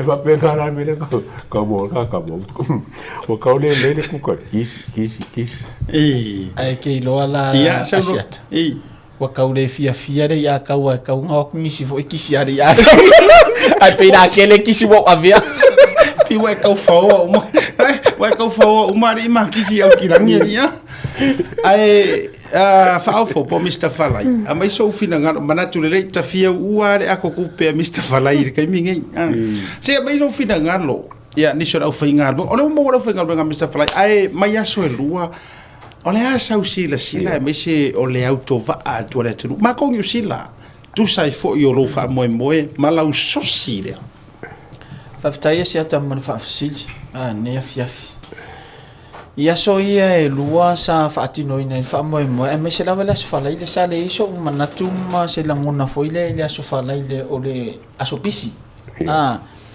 ai ino ua nga i fa mo ile so fa la ile e se le tau pati mai le pa ia man manu so tanto watu no ele ngata ile fia tau sami papakio ia ele ngata fo ile fia feilo ai mai Mr. Falai ai o se va ainga e maofa lo ta mafa fa mo lo to o ni se tangata sa mai le so fa le to mai fo ile so to o se va ainga e pe e tate tau le tari tonu wina ile rofi mai le mamalo le atu wa ia ia ngisi mantua te lo taimi o wa lunga le papakiua au te fa alongo atu wai tangata maskas fu mai se ka o le taupati mai o pa ia man mamaro so tato o tunu ai mai se fo ia ila to e muli po kala man tau tai e se le mau fo le lotoma le langona ile fa mo ila se fala ile mare astona o le ne va no o le nganga fa fta ia o kila a wa pe ele leini ata fo nga fai a le tu sai mar finga lo le atunu ile langulang e fai fuanga O le taimi lea e te ngalue ai ma le tu ai ngā tumu lea e vaia. O le a lau priority. Ai mai se le wa e vai le lofi wa kiu ka ngaka. O le a le vaenga e o Sofia mo i lo mafau ave e lo fa mo i tūranga wharakuka. Whaftai asiata o le vaenga lea i le taimi e tumu ia. Pe o se tasilia o taimi e sili atu ona o fia e ngalue. O le vaenga fo i le sili atu ai ona o ta fia wa e iai. So se mea ia game plan. I le taimi pisi ma le taimi e le pisi. Ai pe o taimi e sili atu ona o fia iai o le taimi pisi. Aua o le vaenga sili ntau e te tau ona o le taimi na tau na vave le tanga ioi.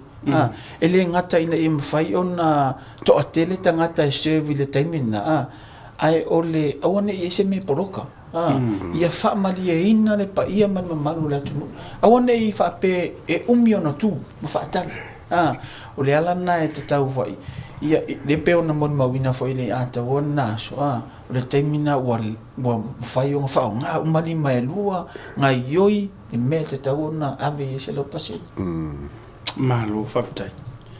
O le sosi lea ma le whainga o le moa ma le tūlanga. Wa matua foi le ua whananau ia iri au kirangi iri i le etu. Ai ma se rau ni konge ma Christchurch. O ia se ta whamue moe ngai. Kaunga whakamilo le whainga o rau sosi. E whaakofuria langa e unfair mo Wellingkonge ma Christchurch, Hastings, e wai mo ia sa e fo mai Hastings. Ala ngor ke po ar mena ngai. Ai ke ko ai ro ko fa ko foi na so sila. Oi fo fuanga a ro lu mo fa pena. Fafta esiata.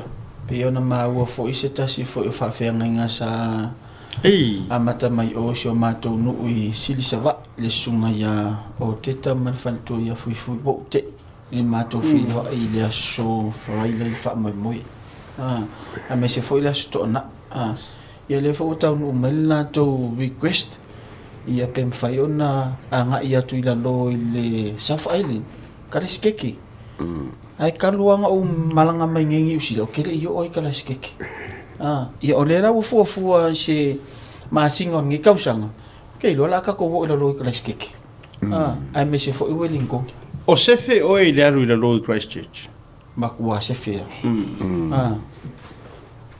Leise la makio lo so. Leise la makio le ola e leise meo kau la perape ai makua se lau pasenga le ni tamai te to fatu le ni se te tau ya ele fu ni kame ki o kongi nge ken leise wa the forest o ya leise mea malo ele se le mato fe lo ai ma le sunga le fa feringa malanga mai la loi ele South Island o lo sa uni fai malolonga ia era ngata foi lai lea o le nisi o whawhiangainga. O le papa kiure kumu i whawhiangainga. Ia, ma se foi la o te itai community. Te lei ai ma lo fono. Ia, ma se foi sau whainga sunga lo ia. Ia, ma la tau batu whiroi foi ma le whionga ia le ilua vilieru. Le tau te sila mai ai, the man himself. Se asore neiva ia sole amo se avanoe whaatira no ai. Ia, le whionga ia le ilua vilieru. Si tatu wa fia tūlanga o musika ma le ei ai. Ai sa fio atu fo.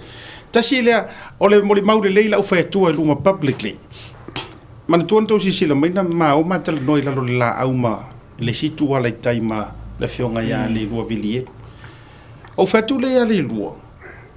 O le whato wa aia le ia oe i papakiu. Ai mana tua I think for in fact tasi tatu papakiu fo ile tatu fundraising mo Malanga America. A le whato wa aia le wa e tili alualu mai. Pa mai lo sa unoanga le ale fionga pota matua yo tia maa. Sunga whaiwhi au. Pa u whaitofi whaiwhi au o le ilua vilieru.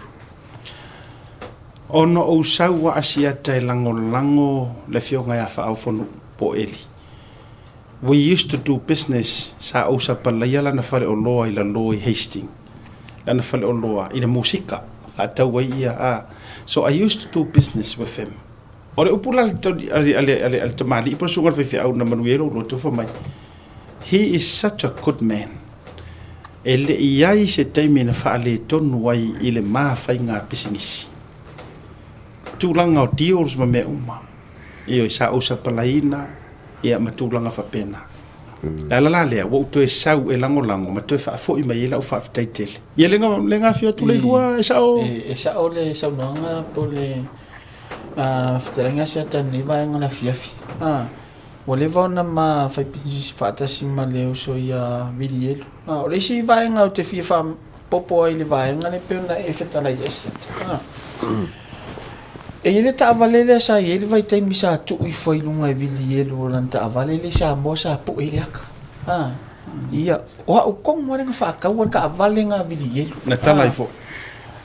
Ako lunga vili elu. La so ese se fa ka o keminga o uma le fale nga fai o makua.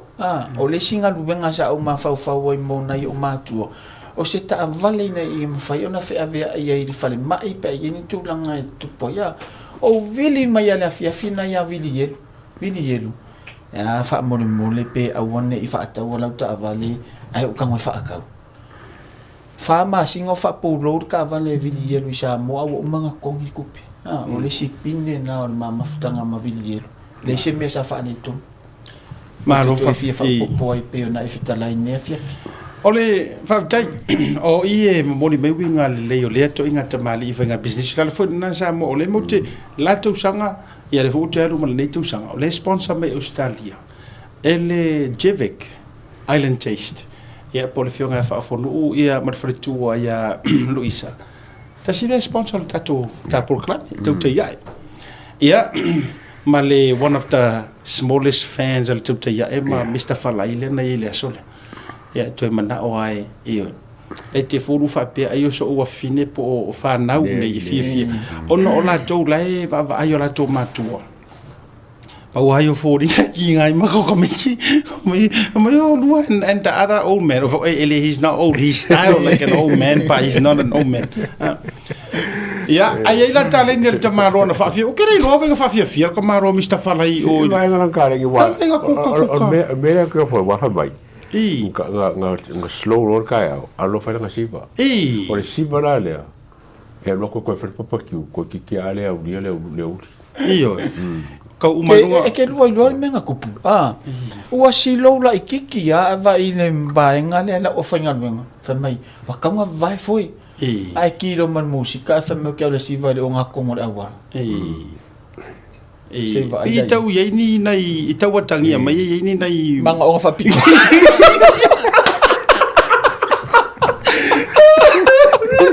Sorry, what quer fico? Ele ya lo va ver ele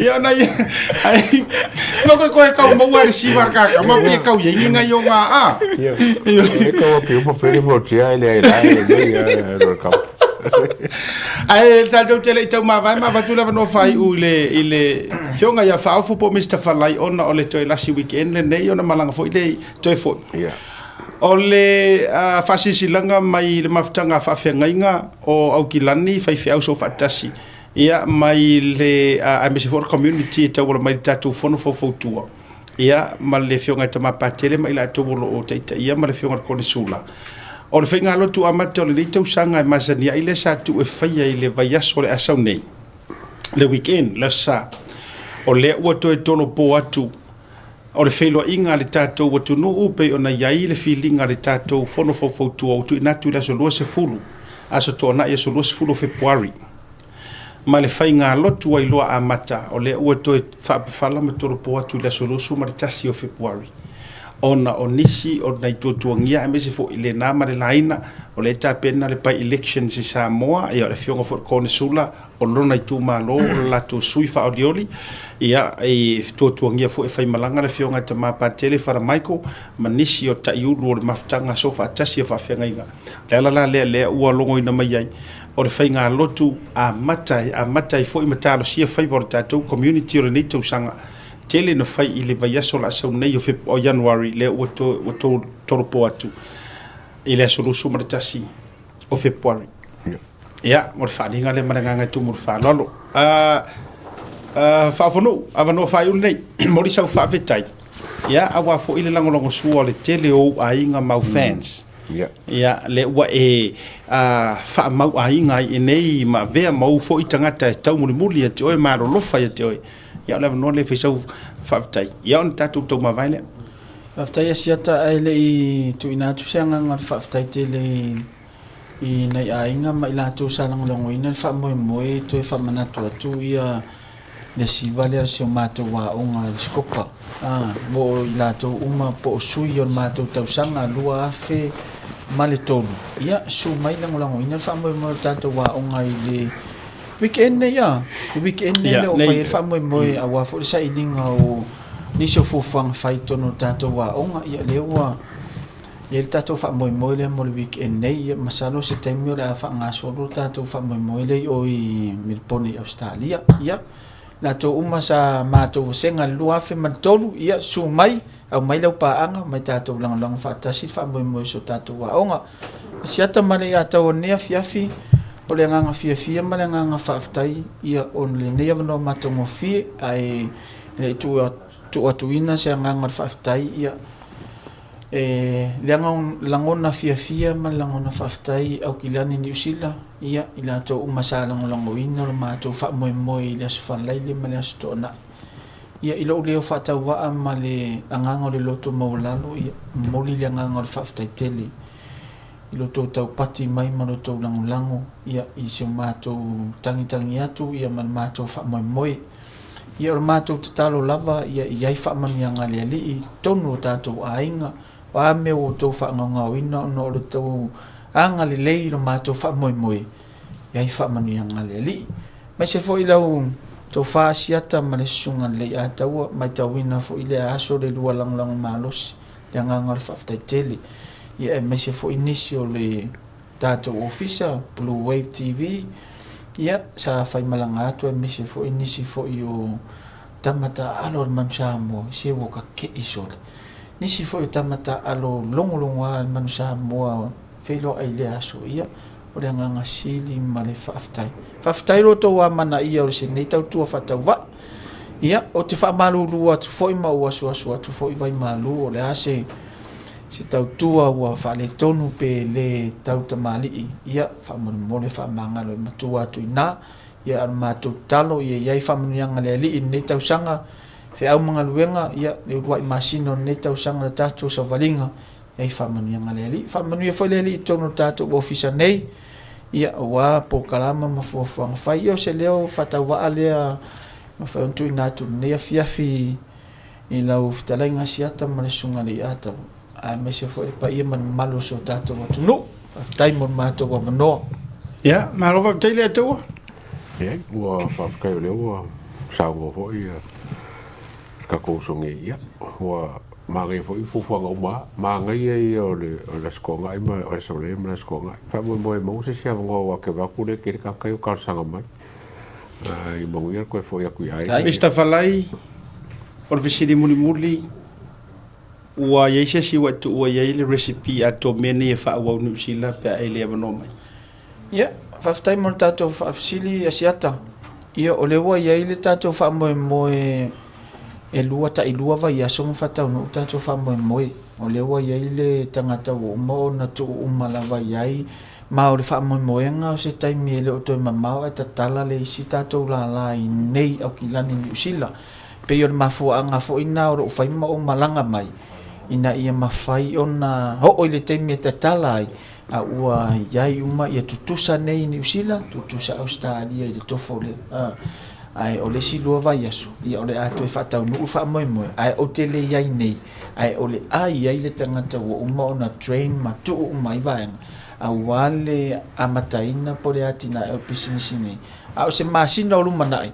ia o le ata tala loa ia i lo se tato trailer ma amata tato tautua nei New Zealand ma ro fa lo la e fa fongana le ako sa franchise le mea le wei tangata le wei ako o kere o sa vai ngai o ngisi mea le sa wa pisinisi le me de ke ma fa fa wa ko so le la fa Kentucky for fried chicken sa pia o fa ke ri ai taste na ai o fia ro i falai e lo ma veron to do ele ma faina tu mai il programma le vanga fiafi o mori fa ma roma fa tele fa fono eli panapa ma le Jevik Island Taste on behalf o le fionga le Purisili fionga fu mono nai ma le nei pulenga ma le tato por kalami tu te ya Blue TV wa moli atu fa taimar fa malo e tu sai o tato nga luenga fa pea ia ma le mai lo fa tu tuanga le tato tu sa vadi fo le nei tu sanga fa tai lo tu tua fa tai lo support ma le sponsor ingo le tato por kalami e ma wi o le tua